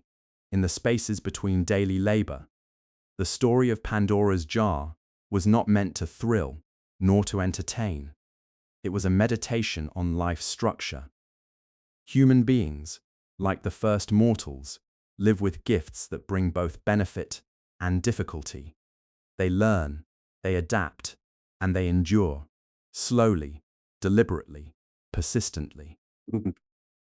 Suffering is universal, but so is the capacity to hope. Fire gave humanity power. Pandora gave them the awareness of consequence. Together, they created a framework in which life could unfold with meaning, not simply survival. In this narrative, the Greeks taught that life is neither entirely cruel nor entirely kind. It is structured, measured, and ongoing. Every hardship invites endurance. Every gift invites responsibility. And even in the quietest, most mundane moments, cooking over a fire, repairing a tool, tending a field, the echoes of divine foresight and human resilience resonate. The jar remains a symbol, not of punishment alone, but of the balance of existence. The gift of fire and the release of misfortune created the duality that defines life: power and limitation, knowledge and consequence, endurance and challenge. And so the story leaves us with a question to carry quietly, like a spark. If every gift comes with consequence, and every challenge carries hope, how do we navigate the balance between what we can control and what we must endure? The Greeks did not answer this question definitively. They presented it as a rhythm, a cycle, a quiet observation of life itself. And in that observation, humanity learned, slowly, persistently, and with enduring curiosity. After Pandora opened her jar, misfortunes began to ripple quietly through the lives of early humans. Disease spread slowly, unnoticed at first, weakening the first communities that had begun to settle near rivers and fertile plains. Hunger became sharper, for crops were still small and vulnerable to droughts and floods. Disputes arose over resources: who would gather food, who would hunt, who would protect the young. Life was no longer a simple struggle for survival. It had become a complex web of cause and consequence. The Greeks saw this stage not as dramatic or sudden, but as the subtle emergence of reality. Every human effort, every decision, carried weight, and every misfortune reminded mortals of their fragility. The first humans did not collapse under these challenges. They observed, adapted, and learned. When disease struck, they noted patterns: which foods seemed safer, which waters were cleaner, which shelters offered protection from the cold and rain. They began to develop practical remedies: boiling water, isolating the sick, using herbs for minor ailments. Conflict too became instructive. Disputes over food or shelter forced humans to develop rules, hierarchies, and codes of conduct. Leaders emerged not by divine decree, but by skill, foresight, or strength. Communities learned to cooperate, to share resources, and to defend themselves against both natural threats and rival groups. Even the misfortunes introduced by Pandora had utility. From a mythological perspective, they were a quiet mechanism for teaching resilience. Life required problem-solving, endurance, and intelligence. The Greeks framed this as part of the natural rhythm of existence. Hardship shaped skill, and difficulty fostered growth. Through it all, hope persisted. The Greeks imagined it as quiet, unassuming, yet profoundly influential. Hope did not erase suffering. It did not grant instant relief.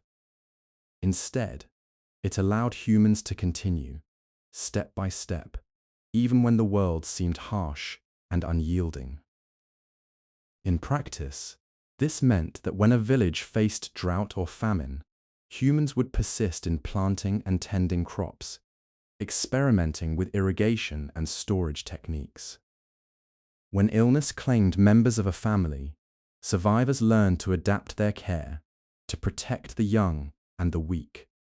Hope was the force that allowed mortals to see beyond immediate misfortune, and to envision a slightly better future, even if its realization was slow and uncertain. The Greeks understood this dynamic intimately. They lived in a world shaped by cycles, seasons, harvests, victories, and defeats. Hope was not a luxury, it was a necessary survival mechanism, enabling humans to endure hardship while maintaining the capacity to act, innovate, and imagine. Pandora's release of misfortune prompted not only practical responses, but also social and cultural innovations. Humans began to tell stories of the trials they faced, preserving knowledge and experience across generations. Myths, rituals, and early religious practices emerged as ways to explain suffering, honor the gods, and teach ethical behavior. Communities built altars and offered small gifts to Zeus and the Olympians, acknowledging both the power of the divine and the limitations of their own mortal condition. These practices reinforced social cohesion, creating bonds between individuals who shared labor, protection, and knowledge. The Greeks imagined these developments as deliberate but gradual. Civilization was not a sudden achievement, but the accumulation of countless small acts, each responding to challenges introduced by Pandora and enabled by the spark of fire. Prometheus had provided agriculture, toolmaking, social hierarchy, and religious practice were all intertwined, forming a foundation for human resilience and growth. Pandora herself remained a subtle influence in these communities. The Greeks often interpreted her presence as a metaphor for curiosity, creativity, and the social roles emerging among early humans. She taught skills associated with domestic life, weaving, food preparation, storage, and care of the young. But her influence extended beyond utility. Pandora symbolized the inevitability of curiosity and the human drive to explore, question, and create. In opening the jar, she demonstrated that seeking knowledge carries both benefit and risk. The Greeks saw this duality reflected in their own society. Creativity and innovation produce results, but also introduce unforeseen consequences. Her presence reminded humans, and those hearing the myth, that life is a careful balance between action and caution, curiosity and patience, gift and burden. As generations passed, humans learned to integrate misfortune into the rhythm of daily existence. Sickness, death, and labor became familiar companions, shaping not only practical skills, but also ethical understanding. The Greeks imagined early humans reflecting on these realities, learning empathy, cooperation, and foresight. When crops failed, they adapted planting schedules and experimented with different grains. When predators threatened, they developed protective measures and shared knowledge about animal behavior. When disputes arose, they established rudimentary social rules and norms. The Greeks framed this period as a quiet, methodical progression, rather than a series of dramatic events. History, in their view, was constructed through patience and repetition, through careful observation and slow improvement. The myth of Pandora's jar carries a subtle philosophical lesson. Suffering and misfortune are inseparable from human life, yet hope allows endurance.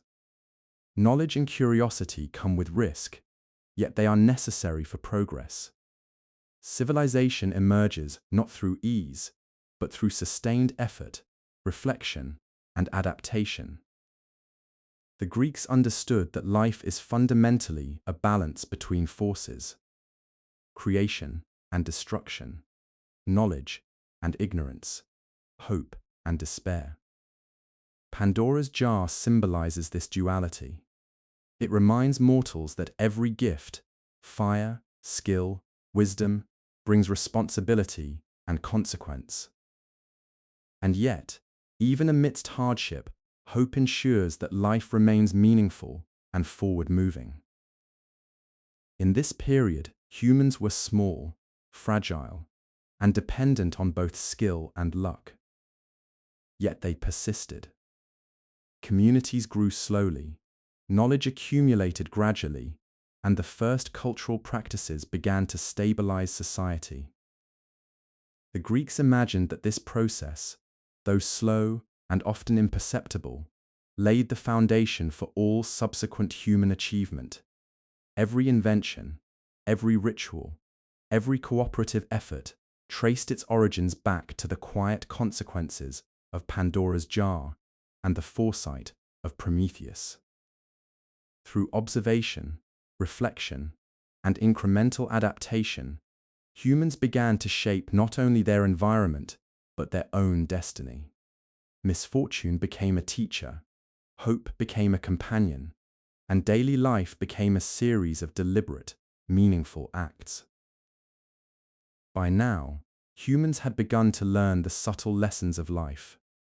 Fire illuminated, misfortune tested, and hope sustained. Communities persisted, gradually building the structures, both physical and social, that would evolve into civilization. Yet the story does not resolve neatly. Pandora's jar remains a metaphor, a quiet reminder that suffering and hope coexist, that curiosity and consequence are intertwined, and that every gift carries responsibility. The Greeks leave us with this reflection. If human life is shaped by both gifts and misfortunes, how do we navigate the balance between action and consequence, curiosity and caution, hope and endurance? The answer is not immediate. It unfolds slowly, quietly, in the rhythm of daily life, in the ways humans adapt, survive, and create meaning amidst challenge. The world after Pandora's jar was no longer simple.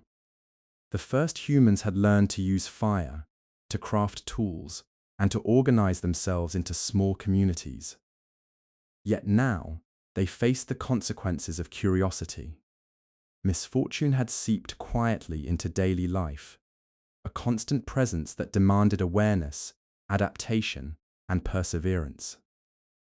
The Greeks imagined this period not as a grand epic of battle or conquest, but as a quiet, persistent shaping of human life. The interplay between hardship and hope became the rhythm of existence. Every day was a challenge.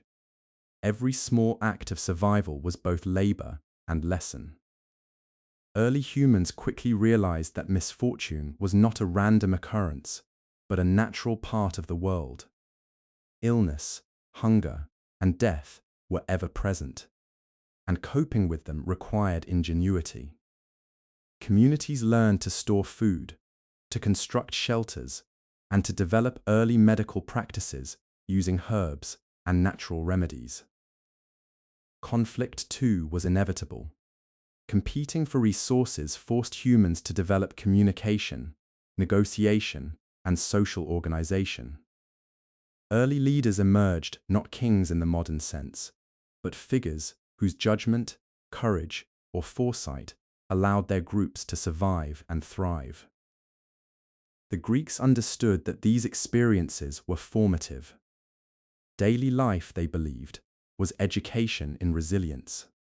Human beings, through repeated challenges, learned patience, endurance, and foresight, traits essential not only for survival, but for the eventual rise of civilization. Even as misfortune persisted, hope continued to guide human action. It was subtle, quiet, and often imperceptible, but it allowed humans to persevere.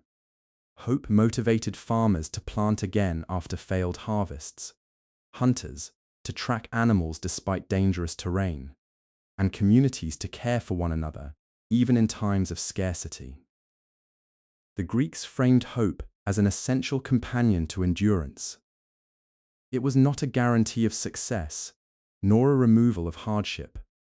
Instead, it was the sustaining force that enabled humans to act in the face of uncertainty. Without hope, life might have stagnated under the weight of suffering.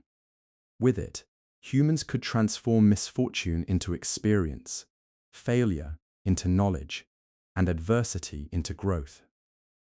The consequences of Pandora's jar accelerated the development of human culture and society. Humans began to share knowledge, passing on techniques for survival, crafting, and agriculture.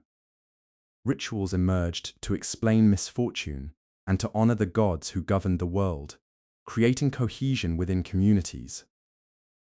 Art, storytelling, and mythology became tools for coping with and understanding suffering. These early narratives reinforced lessons about endurance, collaboration, and moral conduct. The Greeks imagined that every story, every ritual, and every act of communal cooperation stemmed from the interplay of fire, misfortune, and hope. Even the mundane tasks of daily life were transformed into lessons. Tending fields, crafting tools, and maintaining shelters were not merely practical activities, they were exercises in observation, problem-solving, and foresight.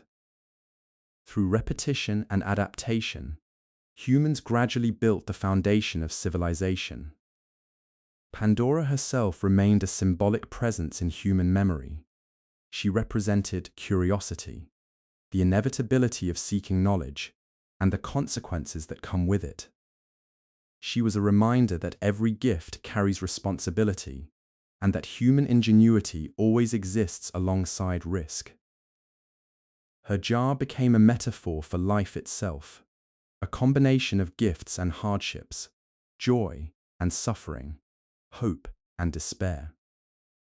It emphasized that humans could not expect a simple, untroubled existence. Instead, They needed to navigate the complexities of the world with awareness, patience, and creativity. The Greeks framed this narrative not as a cautionary tale alone, but as a meditation on the human condition. Life is a mixture of opportunity and challenge, and growth occurs not despite difficulty, but because of it. Generations passed. Humans built permanent settlements, cultivated fields, and domesticated animals. They learned to plan for the future, to store food, to cooperate in defense and labor. The misfortunes released from Pandora's jar continued to test them, but humans became increasingly adept at mitigating challenges. Hope remained, quiet but persistent. It allowed communities to endure droughts, survive disease, and continue social and technological development. The Greeks saw in this enduring resilience the essence of human nature, the capacity to act meaningfully in the face of uncertainty, to create order from disorder, and to find purpose despite suffering. Even in the smallest details of daily life, cooking over a fire, repairing tools, tending children, and preserving knowledge, the lessons of Pandora's jar persisted. Humans became aware that existence involves both limitation and potential, that every gift carries responsibility, and that hope is as essential as skill in shaping survival. The myth of Pandora's jar emphasizes a duality central to Greek thought. Every positive act has potential consequences, and every challenge contains the seed of growth. Fire empowered humanity, misfortune tested it, hope enabled endurance. The Greeks imagined this duality as an ongoing rhythm. Civilization did not arise from sudden miracles, but from the cumulative effect of countless small choices, repeated across generations. Life was a combination of action and reflection, of adaptation and foresight, of endurance and aspiration. Pandora's story teaches that adversity is inseparable from progress, and that resilience emerges not in the absence of difficulty, but through continuous engagement with it. Hope, quietly present in every human effort, ensures that suffering does not paralyze, but instead informs growth. As humans continued to navigate their world, they carried both gifts and burdens. Fire illuminated, misfortune tested, and hope sustained. Daily life became a meditation in endurance and creativity, shaped by the delicate balance of opportunity and limitation. The Greeks leave us with a reflective question. If life is defined by both gifts and hardships, how do we cultivate hope while embracing responsibility, curiosity, and the inevitability of misfortune? The answer is not sudden or dramatic. It unfolds slowly, quietly, in each human act, in the endurance of daily labor, the careful observation of nature, the sharing of knowledge, and the persistent aspiration to improve, despite the challenges that inevitably arise.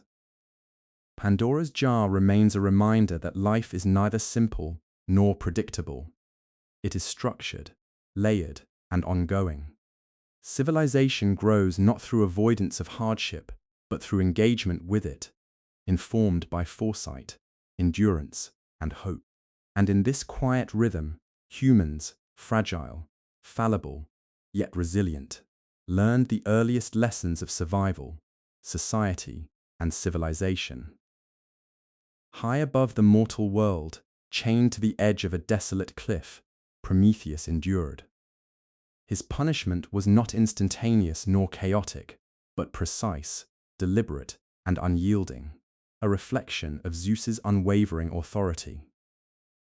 The Titan's liver was consumed each day by a giant eagle, only to regenerate overnight, ensuring an unending cycle of suffering. Yet Prometheus remained steadfast. He had foreseen this fate, yet he had chosen the path anyway, understanding the weight of his gift to humanity. The Greeks imagined Prometheus not as a tragic hero in the dramatic sense, but as a figure defined by foresight, endurance, and quiet defiance. He was patient, aware, and reflective, observing both the gods and humans with a careful, measured eye. His suffering was immense, yet his resolve was unbroken because he understood the broader purpose of his actions, the empowerment and survival of mankind. Sacrifice, in the myth of Prometheus, was not symbolic alone. It was a tangible, continuous experience. Every day the eagle tore at him, yet each night his body renewed itself. This cycle mirrored the lessons he had imparted to humanity. Endurance and foresight are essential for survival. The pain was constant, but so was his awareness that progress often requires cost. Prometheus's sacrifice underscores a quiet truth about human history, reflected in Greek thought. Advancement and innovation rarely come without struggle. Every act of creation, every discovery, carries both benefit and consequence.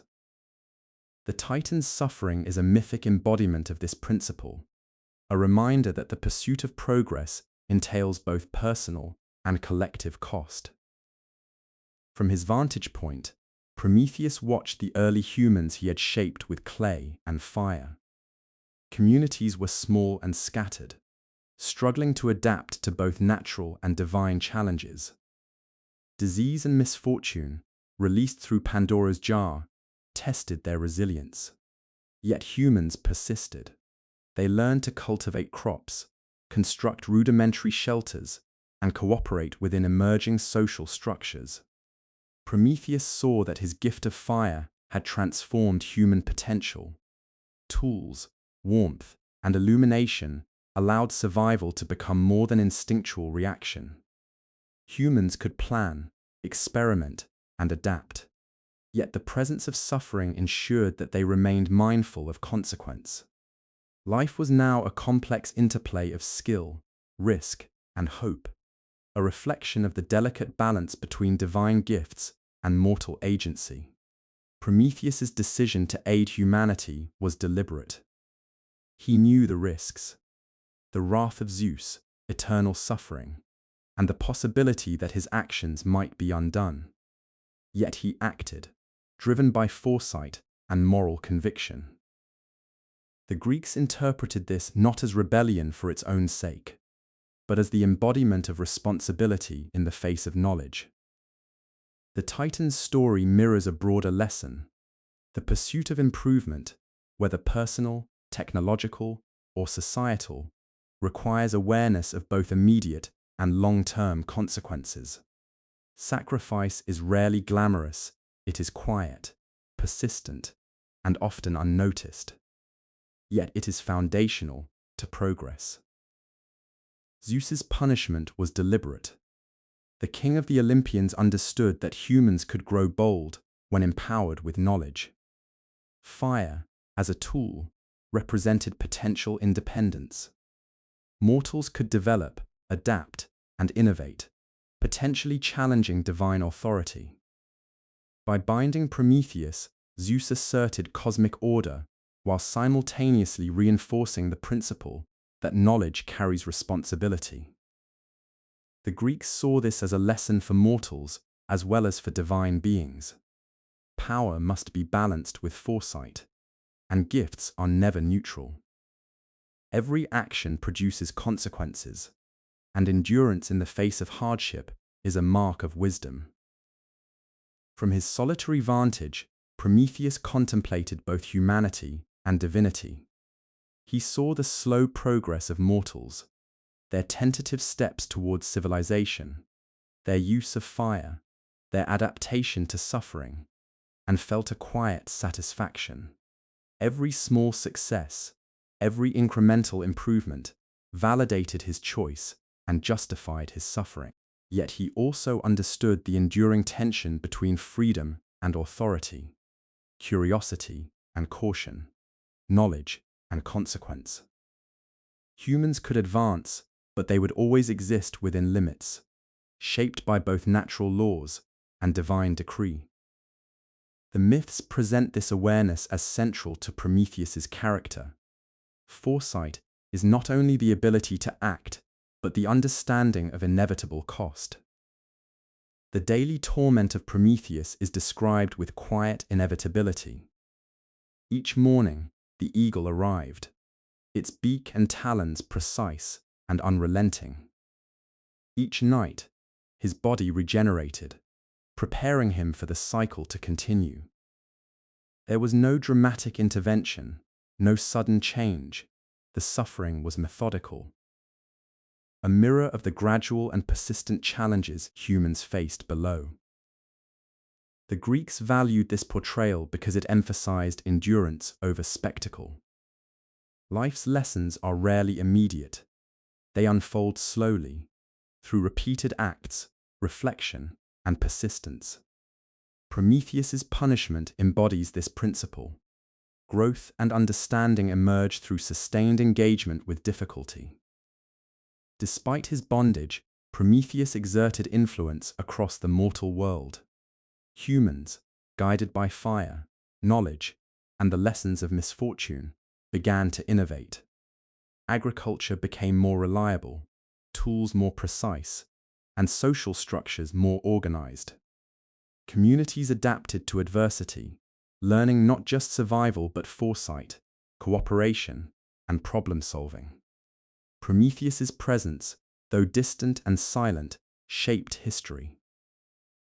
The Greeks imagined that each incremental improvement, from the invention of a plow to the development of a rudimentary settlement, traced back to the Titan's foresight and sacrifice. Progress is rarely instantaneous, it is cumulative, deliberate, and dependent on the endurance of those who act in service of long-term goals. Prometheus's story is not a tale of immediate triumph or dramatic rebellion. It is a meditation on responsibility, sacrifice, and the quiet costs of progress. By aiding humans, he introduced both opportunity and challenge.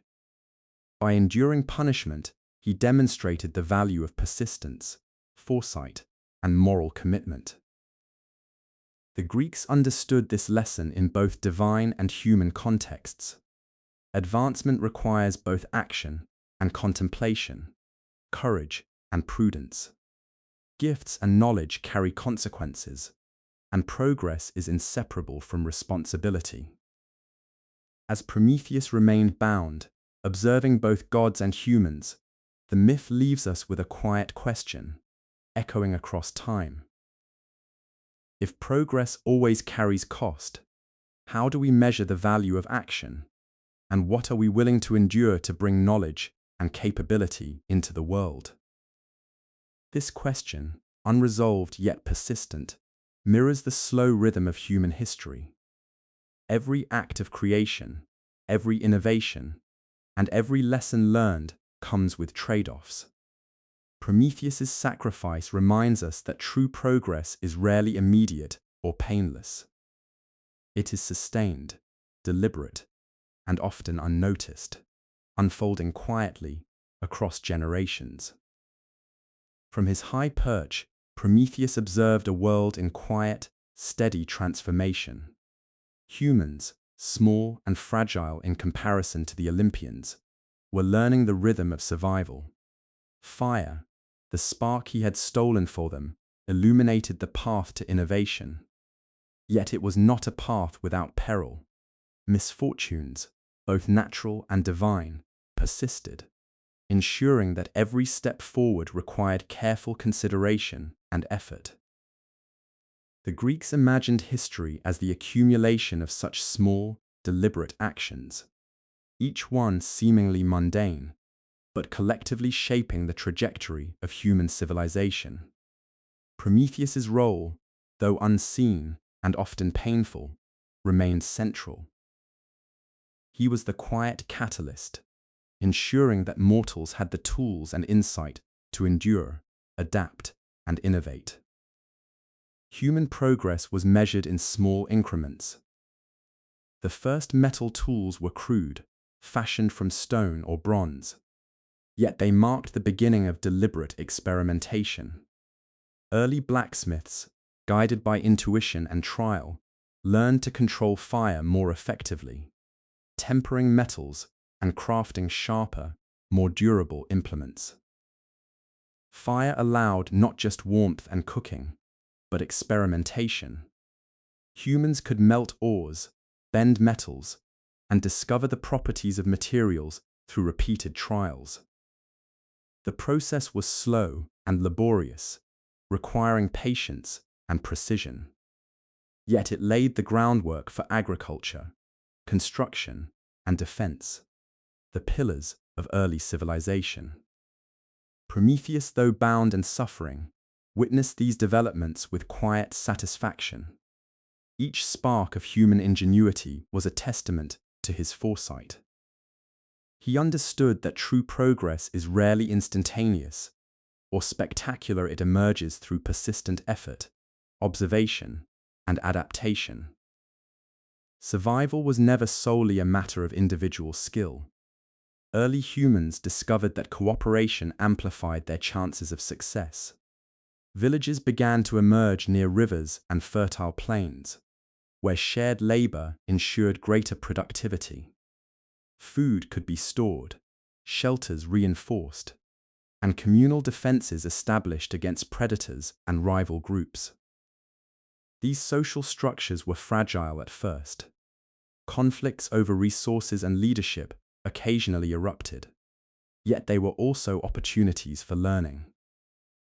The Greeks saw human society as a continuous negotiation between self-interest and communal need. Laws, customs, and hierarchies emerged gradually, reflecting both pragmatic necessity and the moral lessons embedded in myth. Prometheus, though removed from direct contact, influenced this process by empowering humans with fire, tools, and insight. His foresight extended beyond immediate survival. He shaped the capacity for organization, collaboration, and long-term planning. Human curiosity, much like Pandora's initial impulse to open her jar, was both a driver of progress and a source of potential peril. Early inventors and explorers pushed boundaries, testing fire, experimenting with metallurgy, and exploring unknown territories. Each experiment carried the risk of injury, failure, or loss, yet curiosity compelled action. Prometheus understood the value of curiosity. It was the force that allowed humans to surpass instinct and intuition, transforming them from mere survivors into innovators. Yet he also recognized the accompanying cost. Mistakes were inevitable, and progress always demanded patience, endurance, and reflection. The Greeks framed this duality as central to human development. Life was a balance between risk and reward. Life was a balance between risk and reward, between the pursuit of knowledge and the acceptance of consequence. Prometheus's own suffering mirrored this principle, a constant reminder that the path to advancement is never without cost. Beyond tools and agriculture, early humans began to develop cultural practices that reflected their understanding of the world. Storytelling, song, and ritual served as methods of preserving knowledge, interpreting misfortune, and reinforcing social cohesion. Myths, like those of Prometheus and Pandora, were not entertainment alone. They encoded practical and moral lessons, the necessity of foresight, the inevitability of suffering, the importance of cooperation, and the sustaining power of hope. By sharing these stories, humans transmitted knowledge across generations, ensuring that experience was not lost and that lessons were continually reinforced. Prometheus, though suffering in isolation, influenced this cultural evolution indirectly. His gifts provided the tools and concepts that allowed humans to reflect, communicate, and build meaning from daily life. Knowledge, like fire, illuminated both practical and moral pathways, shaping the earliest forms of civilization. Despite these advancements, misfortune remained. Disease, famine, and natural disasters tested communities, sometimes devastating populations. The Greeks viewed these hardships not as random cruelty, but as essential aspects of life. They were the mechanisms through which humans learned endurance, strategy, and resilience. Fire, tools, and social cooperation mitigated these challenges, yet adversity persisted. Prometheus's oversight ensured that humans had both the means and the insight to endure. The Titan's gift was not a guarantee of comfort or security, it was an invitation to act with intelligence, foresight, and persistence. The interplay between challenge and capability is a recurring theme in Greek thought. Life was neither inherently easy nor inherently cruel. It was structured, layered, and dynamic, demanding continuous adaptation. Prometheus's presence, though symbolic, embodied this principle. True progress requires both empowerment and trial. Prometheus's punishment was eternal, yet it was inseparable from human advancement. His suffering underscored the principle that knowledge and power are never free. Every tool crafted, every settlement built, every social rule established, emerged from a lineage of endurance and foresight. The Greeks used this narrative to illustrate a broader truth. Progress is intertwined with responsibility, and every achievement carries both immediate and long-term consequences. Sacrifice, whether divine or human, is rarely dramatic. It is often slow, persistent, and largely unnoticed, yet foundational to lasting change. Prometheus's endurance reflected this quiet principle. His daily torment mirrored the incremental struggles of humanity below. The effort of cultivating crops, maintaining shelters, negotiating social order, and experimenting with tools. Each act, however mundane, contributed to the long arc of civilization. The story of Prometheus Bound emphasizes the cost inherent in innovation. Knowledge empowers, but it also carries responsibility. Humans could harness fire, create tools, and organize societies, yet each act required awareness of risk and consequence. The Greeks framed this as a meditation on the rhythm of existence. Life unfolds slowly, shaped by repeated choices and persistent effort. Sacrifice, endurance, and foresight are not dramatic events, but ongoing practices. Prometheus's suffering embodies these truths, serving as a mythic mirror of human labor, curiosity, and resilience. As Prometheus remains bound, observing the slow growth of human civilization, the myth leaves us with a quiet, reflective question. If every gift carries consequence, and every act of creation demands sacrifice, how do we determine what is worth pursuing, and what price we are willing to endure for progress? It is a question that echoes beyond myth into the rhythms of daily life. Innovation, labor, learning, and cultural development all involve trade-offs. The answers are rarely immediate, but they unfold in the persistent effort to understand, adapt, and endure. Prometheus remained bound to his desolate cliff for ages measured not in years, but in the slow, relentless passage of time. The eagle's daily torment continued, his liver regenerating each night, an endless cycle of suffering.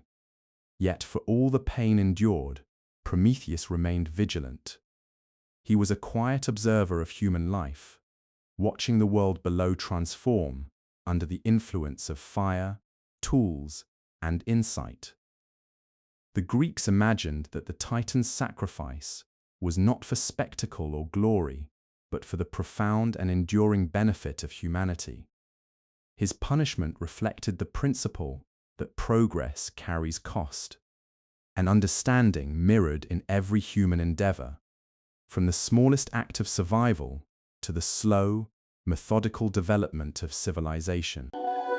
Below, humans continued to evolve in response to the gifts and challenges they had inherited. Fire allowed them to cook, stay warm, and craft tools. Misfortune, from Pandora's jar, taught endurance and foresight, and hope sustained them through adversity. Communities flourished gradually, learning to cultivate crops, domesticate animals, and establish rudimentary social hierarchies. Villages became towns, and towns slowly coalesced into early cities. Humans observed the seasons, recorded patterns, and passed knowledge from generation to generation. Each incremental innovation improved plows, sturdier shelters, better irrigation systems, was a quiet testament to foresight and persistence. These developments were not dramatic or instant, they were the accumulated result of countless small acts over many generations. Prometheus's influence, though indirect, was ever present.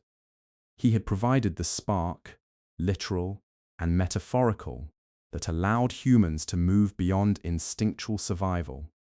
Fire illuminated their path, suffering shaped their resilience. Hope ensured that even in the harshest times, they could imagine a better future. The Greeks used Prometheus's story to reflect on the ethical dimensions of knowledge and action. By giving fire, he empowered humanity, but he also risked incurring divine wrath. His endurance demonstrated that every gift, every act of foresight, comes with potential consequences, and that moral courage often requires sacrifice. This theme extends naturally to human society.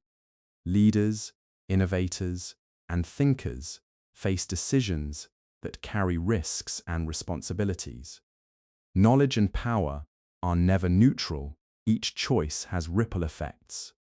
Prometheus's example embodies the quiet principle that moral responsibility is inseparable from the pursuit of progress. Even the mundane aspects of life, tending fields, forging tools, managing social relations, became exercises in foresight and consequence. Each action reinforced the lesson that survival, advancement, and human flourishing depend on both effort and ethical consideration. Prometheus's story also highlights the tension between empowerment and authority. Fire gave humans independence, but it also challenged Zeus's absolute control. The Titan's punishment illustrates the principle that power must be balanced by foresight and restraint, whether in the divine or mortal realms. Humans, similarly, learned to navigate freedom responsibly. Communities developed rules, social norms, and leadership structures, ensuring that collective survival was prioritized over individual ambition. Knowledge and skill enabled independence, but wisdom tempered it. The Greeks understood that civilization grows not from unchecked freedom, but from the careful balance of capability and responsibility. The myths of Prometheus and Pandora became foundational narratives, quietly shaping human understanding of endurance, knowledge, and morality. Storytelling, ritual, and education carried the lessons across generations, ensuring that humans remembered both the gifts they had received and the costs they entailed.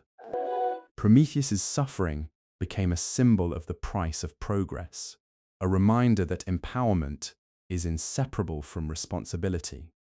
Fire, tools, and knowledge were not merely practical assets, they were ethical instruments, shaping how humans interacted with each other and the natural world. Through myth, the Greeks preserved the understanding that progress is deliberate, cumulative, and often accompanied by hardship. Civilization, they believed, is built quietly, step by step, by those who endure, observe, and act with foresight. Even as humans faced misfortune, they demonstrated remarkable resilience.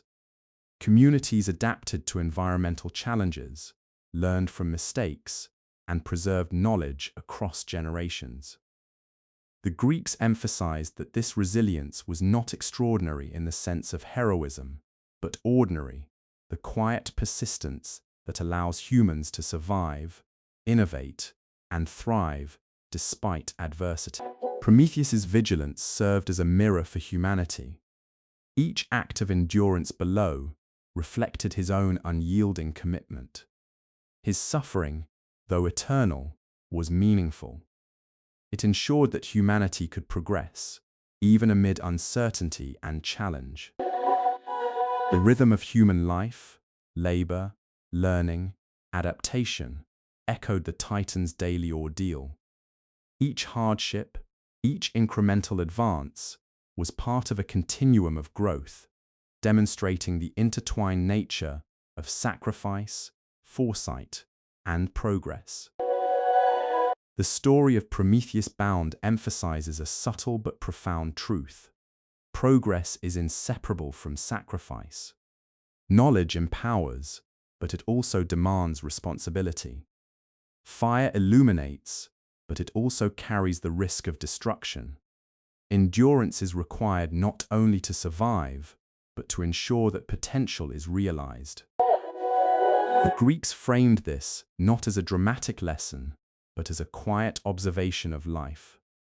True advancement occurs over time, through repeated effort, careful observation, and the willingness to bear both personal and communal cost. Prometheus's suffering is the mythic embodiment of this principle, a mirror to human labor, ingenuity, and moral courage. Prometheus's story does not conclude neatly. He remains bound, his torment ongoing, yet humanity continues to grow and innovate below. The myth leaves a quiet, reflective question. If every act of progress carries cost, and every gift demands responsibility, how do we determine which actions are worth enduring hardship for? And how do we measure the value of sacrifice in shaping the future? This question resonates beyond myth, applying to every act of learning, invention, and social development. The Greeks imagined history as a continuum of small, deliberate choices, each with consequences, both immediate and far-reaching. The enduring significance of Prometheus Bound lies not in dramatic triumphs, but in the slow, persistent shaping of humanity. Fire, knowledge, tools, and foresight allowed humans to move beyond mere survival, even as suffering and misfortune continued to test them. Hope, resilience, and persistence ensured that they could act meaningfully despite adversity. Prometheus's sacrifice, though painful and unending, created the conditions for civilization to emerge. The Greeks framed this as a lesson in patience, responsibility, and endurance. The myths remind us that progress is cumulative, incremental, and deeply intertwined with ethical choice and personal cost. Prometheus's story offers a meditation on the nature of progress itself. Advancement is not sudden, and heroism is not always visible. It is often quiet, persistent, and incremental. Sacrifice may be unseen, but it shapes the world profoundly. Humanity's achievements, from fire and metallurgy to organized society and culture, are rooted in the interplay of gift, hardship, and hope. The Titan's suffering underscores that enduring challenges, understanding consequence, and acting with foresight are essential components of progress. The myth leaves us with one last question to carry forward. In the pursuit of knowledge, innovation, and human advancement, what sacrifices are we willing to endure, and how do we ensure that our progress remains meaningful, responsible, and resilient? The story does not provide an answer, for the lesson is ongoing. It unfolds in the quiet persistence of daily life, the careful accumulation of knowledge, and the enduring human capacity to endure, adapt, and create meaning even amidst suffering. Long before cities, empires, or kingdoms existed, humans lived as small, mobile bands, moving with the seasons, following game, and gathering edible plants. Life was a matter of survival: find food, protect the young, and avoid predators. These early humans were skilled observers of the natural world, learning its patterns and adjusting their behaviors to match. Yet despite this adaptability, their existence was precarious and uncertain. The gift of fire, provided through the foresight of Prometheus, according to Greek myth, had changed the game. Fire allowed warmth, protection, and the ability to cook food, expanding the variety of edible plants and meats. It extended daylight hours, enabling work and social interaction even after the sun had set. Most importantly, fire offered humans a tool to manipulate their environment and plan for the future. Over time, humans began to recognize the advantages of staying in one place. Certain locations offered reliable water, fertile soil, and natural protection. By settling near rivers or lakes, early humans could cultivate food, store resources, and observe seasonal patterns with greater precision. These settlements were small and fragile, often consisting of only a few families, but they represented the beginning of a profound transformation, the shift from nomadic existence to sedentary life. Settling in one place changed the daily rhythm of life. Tasks that had once been occasional or intermittent, digging, planting, harvesting, became continuous. Humans developed schedules around planting and harvesting seasons, understanding which crops thrived in which soils and which weather patterns affected yields. Knowledge accumulated slowly but steadily, passed down through generations, ensuring that each community became increasingly adept at surviving and thriving in its chosen location. The shift to farming was gradual. Early humans experimented with seeds, learning which plants germinated best, how to prepare soil, and the timing necessary for successful harvests. Domestication of plants required patience, observation, and repeated effort. A single failed crop could mean hunger or hardship, making careful attention to the land a necessity. Humans began to cultivate staple grains such as wheat, barley, and millet, experimenting with irrigation, planting techniques, and storage. The work was labor-intensive. Soil had to be cleared, weeds removed, seeds sown and nurtured, and crops harvested before spoilage or predation occurred. Yet with persistence, these efforts yielded more reliable sources of food than hunting and gathering alone, allowing populations to grow and communities to become more stable. Fire remained central to early village life. It cleared land for planting, warded off predators, and cooked food, making nutrition more digestible and calorically effective. Fire also became a tool for communal organization, serving as a gathering point for social interaction, storytelling, and decision-making. The Greeks imagined that these simple uses of fire laid the groundwork for complex societal structures, where daily life was intertwined with observation, labor, and foresight. The controlled use of fire represented not just survival, but planning and foresight. essential qualities for settled life. Communities learned to maintain hearths, manage fuel supplies, and regulate the timing and location of burns. Each successful use reinforced knowledge and allowed incremental improvements, a quiet echo of Prometheus's gift and the enduring principle that skill and observation shape human destiny. Settling permanently also necessitated durable structures. Early villages relied on materials such as wood, reeds, clay, and stone to build shelters. Construction was labor-intensive, requiring cooperative effort and knowledge of local resources. The first homes were simple, functional, and designed to withstand environmental challenges, from seasonal rains to cold winters. The Greeks recognized that these efforts represented more than mere shelter. They were early exercises in engineering, planning, and collaboration. Communities learned that shared labor not only ensured survival, but reinforced social cohesion. Villages became microcosms of society, where cooperation, responsibility, and foresight were essential for continued existence. With permanent settlements came the challenge of managing surplus. Humans learned to store food in ways that preserved it for leaner times.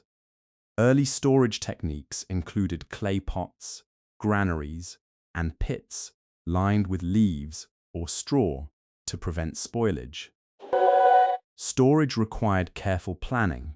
Crops had to be harvested at the right time, protected from pests and moisture, and rotated to prevent depletion. The Greeks saw this process as a quiet exercise in foresight and discipline. Survival now depended not just on skill, but on planning for the future, predicting potential shortages, and mitigating risks through careful management. The ability to store food transformed daily life. It allowed for longer periods of stability, reduced vulnerability to environmental variation, and created opportunities for other forms of labor, including crafting, toolmaking, and social organization. Settled life encouraged new forms of social organization. Leadership emerged naturally, often in response to practical needs, who organized planting, allocated resources, or mediated disputes. Families and clans developed defined roles, and cooperative labor became essential for tasks too large for individuals to accomplish alone. The Greeks observed that these early structures were fundamental to civilization. The division of labor, systems of leadership, and social cohesion emerged organically from the challenges of village life. Even in mundane activities, planting crops, tending animals, or maintaining shelters, humans practiced negotiation, foresight, and collective decision-making, laying the groundwork for governance and law. Settling in one place also altered human psychology. Nomadic life demanded constant movement, with survival dependent on instinct and observation. Sedentary life required long-term planning, abstract thinking, and reflection. Humans began to anticipate future challenges, record experiences, and transmit knowledge intentionally. This cognitive shift, though subtle, had lasting implications. Humans became capable of envisioning complex tasks, predicting seasonal changes, and organizing labor efficiently. Settled life transformed the mind as much as the body, creating conditions for culture, art, and early forms of education. Yet life in early villages was not without difficulty. Settled populations were more vulnerable to disease, as proximity facilitated the spread of pathogens. Crop failures could lead to famine, and environmental changes posed constant challenges. Communities faced conflicts over land, resources, and leadership, requiring careful negotiation and foresight. The Greeks emphasized that these challenges, while mundane, were essential. They forced humans to innovate, cooperate, and develop resilience. Life was structured as a slow, deliberate process where endurance, observation, and incremental improvement were far more valuable than dramatic action. As humans transitioned from firelit camps to the first villages, hope remained essential. It allowed people to persevere through failed crops, harsh winters, and internal disputes. Hope reinforced patience, endurance, and long-term thinking, enabling humans to continue building even when immediate outcomes were uncertain. The Greeks saw hope as inseparable from action. It was a quiet companion to labor, observation, and learning, allowing humans to persist and gradually improve their circumstances. Without hope, the incremental work of agriculture, construction, and social organization might have faltered with it. Humans could endure adversity and lay the foundations of civilization. The first villages represent the slow but decisive shift from instinctual survival to deliberate civilization. Fire, agriculture, shelter, social cohesion, and foresight combined to create stable communities capable of enduring hardship and experimenting with progress. The Greeks framed this not as a tale of heroism, but as a meditation on persistence, adaptation, and cumulative effort. Human advancement is rarely instantaneous or dramatic. It is incremental, deliberate, and sustained by curiosity, labor, and hope. The story concludes with a quiet question, one that lingers in the spaces between daily labor and reflection. If human survival depends on patience, foresight, and collaboration, how do we balance immediate needs with the long-term effort required to build stability, community, and progress? The answer, like the first villages themselves, unfolds gradually, shaped by careful observation, small acts of labor, and enduring hope. With the first villages established, life began to take on a quiet complexity. Humans were no longer entirely at the mercy of the natural world, yet they were far from its masters. Every day demanded careful attention, tending crops, repairing shelters, managing water supplies, and maintaining social harmony. The Greeks imagined this stage of history as a series of small, deliberate acts, each one seemingly mundane, yet cumulatively transformative. The villagers' lives were structured around the cycles of nature. Seasons dictated planting and harvesting schedules. Rainfall determined when fields could be worked. Animals needed constant attention. Fire, still the central tool, allowed humans to cook food, provide warmth, and clear land for agriculture. Yet each advantage brought responsibility. Fire could cause destruction if mismanaged, crops could fail without careful planning, and communal labor required cooperation and coordination. The rhythm of village life was unrelenting but structured. At dawn, families emerged from their shelters to tend fields or care for livestock. Children helped with simple tasks, learning essential skills through observation and repetition. Adults worked long hours clearing land, sowing seeds, repairing homes, and managing stores of grain. Even mundane tasks carried weight. Harvesting a field required precise timing too early, and the grain was unripe too late, and it spoiled or was eaten by animals. Irrigation, though rudimentary, demanded attention to water flow and soil conditions. Storage pits had to be monitored for pests and moisture.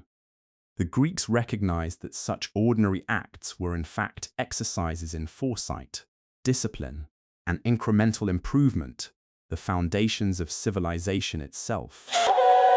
Village life demanded cooperation. Families pooled labor to build shelters, construct communal granaries, and defend against threats. Tasks were divided according to ability, experience, and necessity. Adults assumed primary responsibility for heavy labor, while older children assisted with tending animals or storing harvests. The Greeks imagined this division of labor as an essential stage in social evolution, a recognition that collective action produces results unattainable by individuals alone. Leadership began to emerge naturally. Elders or skilled individuals guided planting schedules, allocated resources, and mediated disputes. Authority was pragmatic rather than symbolic. Those who demonstrated foresight, knowledge, and skill earned respect and influence. Conflict still arose, but it was often tempered by shared goals and the recognition that cooperation ensured survival. With permanence came innovation. Humans experimented with tools to improve efficiency and productivity. Stone tools were shaped with increasing precision, wooden implements were reinforced, and basic plows allowed soil to be turned more effectively. Storage techniques evolved as well. Villagers learned to construct clay pots, raised granaries, and pits lined with straw to preserve grains. These innovations mitigated the risks posed by environmental fluctuations and reduced the vulnerability of the community to famine. The Greeks understood that these small technological advances were critical. They transformed survival into stability, allowing humans to plan, anticipate, and invest in the future. Fire remained indispensable in these innovations. It was used to harden tools, process grains, and manage pests. It enabled cooking, which improved nutrition and allowed greater caloric intake for labor-intensive work.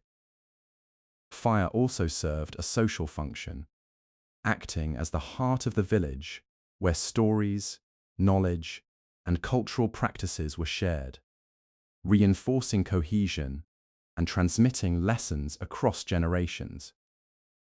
As villages stabilized, cultural practices began to emerge. Myths, songs, and rituals helped explain the rhythms of life, from seasonal changes to the challenges of labor. The Greeks imagined that early humans told stories not just for entertainment, but to preserve knowledge, teach survival strategies, and reinforce social norms. Education, though informal, was deliberate. Children learned by observation, imitation, and participation. Skills in agriculture, construction, tool-making, and social negotiation were passed down carefully, ensuring continuity and gradual improvement. Each generation built upon the work of the previous, creating a cumulative process of learning and refinement. Life in early villages was not free from hardship. Disease spread more easily in settled populations, and crop failures could threaten entire communities. Weather was unpredictable, and predators still posed danger. Villagers had to adapt constantly, developing contingency strategies to manage risk. The Greeks framed these challenges as opportunities for learning and growth. Humans were tested not only by immediate threats, but by the necessity of planning for the future. Success required foresight, patience, and adaptability. Villages that thrived did so through careful observation, disciplined labor, and cooperative effort. Even social challenges demanded adaptation. Disputes over land, leadership, or resources tested the ability of communities to maintain cohesion. Mechanisms for conflict resolution emerged: negotiation, shared labor obligations, and respect for authority based on demonstrated skill and judgment. These social structures, though modest, were essential for long-term survival and the gradual expansion of civilization. Hope played a quiet but crucial role in village life. Farmers planted seeds not knowing whether rains would arrive on time. Families stored grain, preparing for winters that might be harsh or famine that might strike unexpectedly. Communities built shelters to endure storms and protect livestock. Hope, as the Greeks envisioned, was not optimism alone. It was an enduring belief that effort, foresight, and cooperation could yield stability and incremental improvement. It allowed humans to persist despite repeated setbacks, reinforcing patience and resilience, the essential qualities for the long, slow process of building civilization. With stability came the beginnings of exchange. Villagers who produced surplus grain or crafted tools found opportunities to trade with neighbors. These exchanges were modest at first, often occurring between nearby settlements, but they represented the earliest forms of economic interaction. Trade encouraged specialization. Some families focused on weaving, pottery, or tool-making, while others concentrated on agriculture or animal husbandry.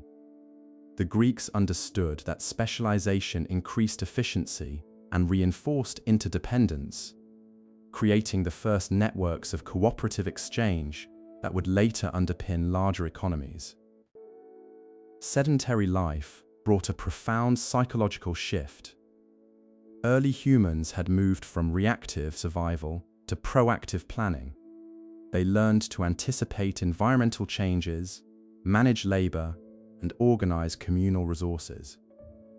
This shift required cognitive development, the ability to foresee consequences, evaluate risk, and coordinate action with others. The Greeks imagined that this transformation laid the foundation for moral and ethical reasoning. Humans began to consider not only immediate survival, but also fairness, responsibility, and the long-term well-being of the community. Civilization, in this sense, was as much mental as it was physical, a slow, deliberate evolution of thought and action.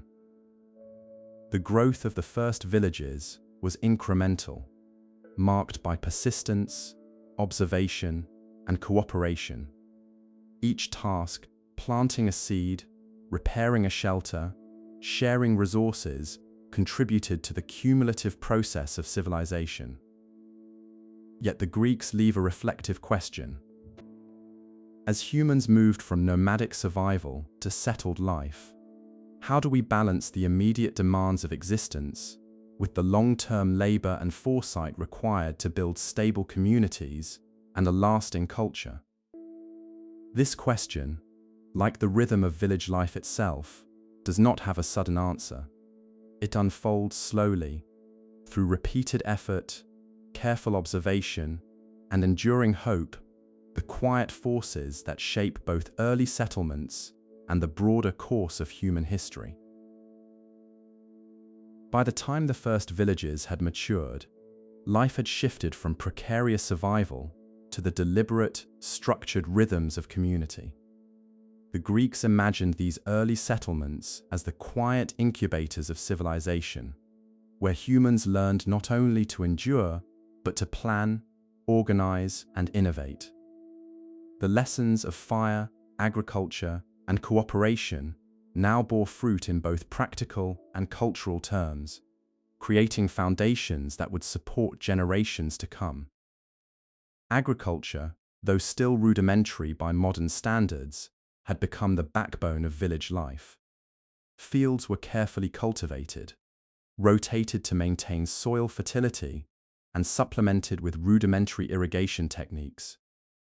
Surplus crops were stored in granaries or clay pots, providing a buffer against environmental uncertainty. Villagers experimented with crop selection and rotation. They learned which grains thrived in which soils, which plants resisted pests, and how timing affected yields. This accumulation of knowledge was slow but continuous, creating a growing repository of practical wisdom. The Greeks viewed this process as emblematic of human foresight. Incremental learning over time, refined by observation and experience, laid the foundation for enduring stability. Fire, once a tool of survival, now became integral to managing resources. Controlled burns cleared fields for planting, reduced pests, and enriched soil with ash. Hearths became communal centers for cooking and socializing, fostering both nourishment and cultural cohesion. Every application of fire, from agriculture to domestic life, reflected the ongoing integration of skill, foresight, and labor, the essential elements of civilized life. Village life demanded new forms of social organization. Leadership emerged naturally, often based on skill, knowledge, or age. Elders guided planting schedules, allocated resources, and mediated disputes. Families and clans assumed defined roles, creating early systems of division of labor and responsibility. Disputes over land, water, or leadership required negotiation and compromise. Social cohesion depended on shared goals, mutual dependence, and a collective understanding that survival relied on cooperation. The Greeks saw these developments as the seeds of governance, law, and social ethics.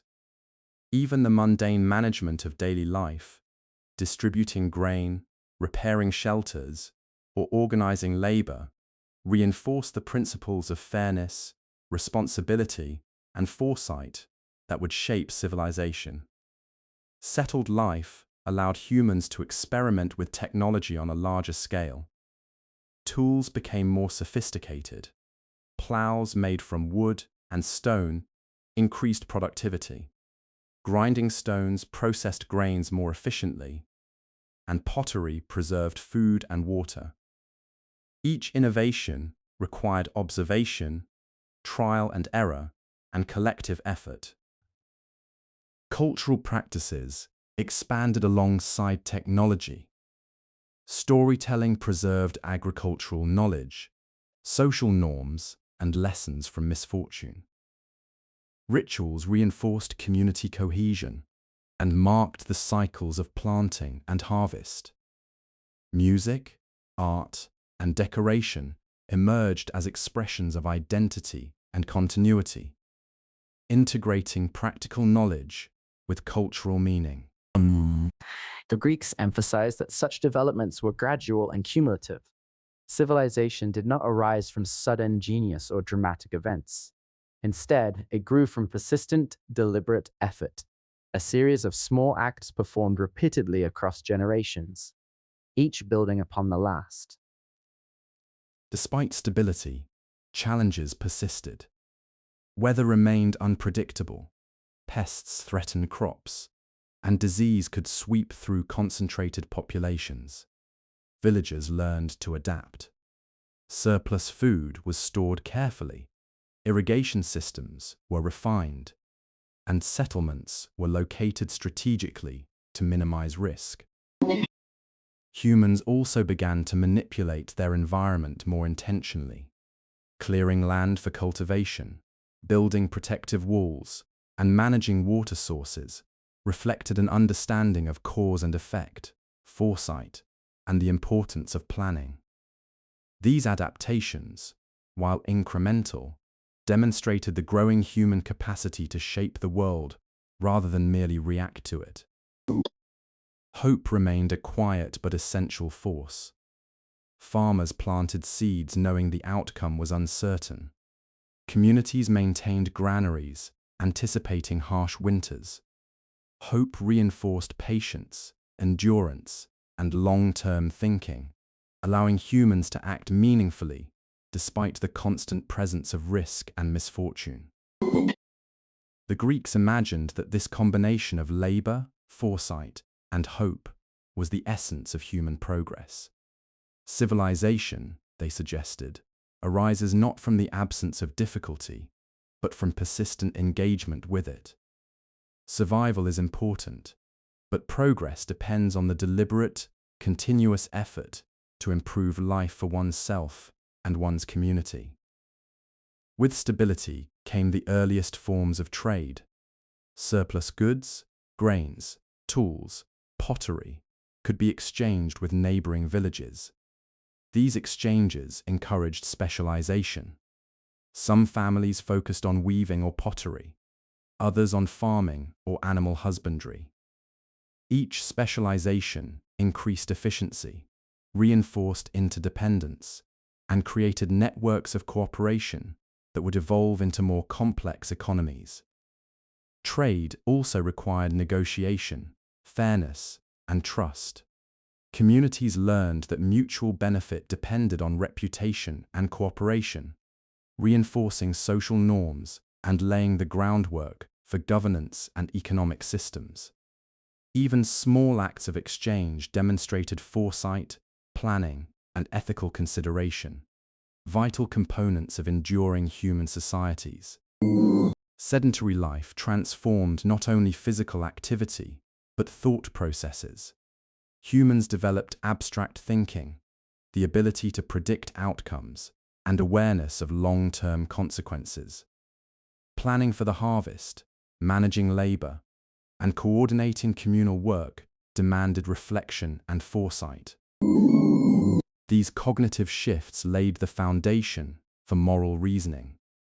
Early humans began to consider fairness, responsibility, and the impact of their actions on the group. Settled life, though labor-intensive, fostered not just survival, but ethical and social development, creating the conditions for larger civilizations to emerge. The Greeks viewed the first villages as the quiet laboratories of civilization. Every act of labor, observation, and cooperation contributed incrementally to human advancement.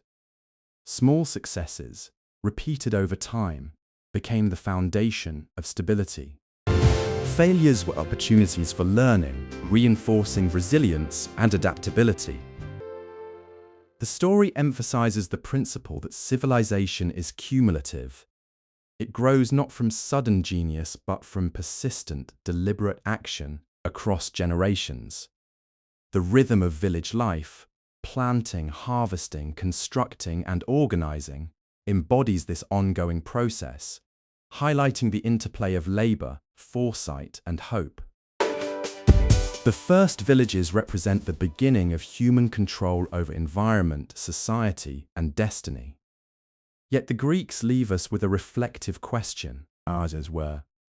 As humans gradually shape their world through labor, foresight, and cooperation, how do we measure the balance between immediate survival and the long-term effort required to build stability, culture, and enduring civilization? The answer unfolds slowly, through patient observation, deliberate labor, and persistent hope, the quiet forces that allowed early humans to transform scattered camps into thriving communities, laying the foundations for all that would follow.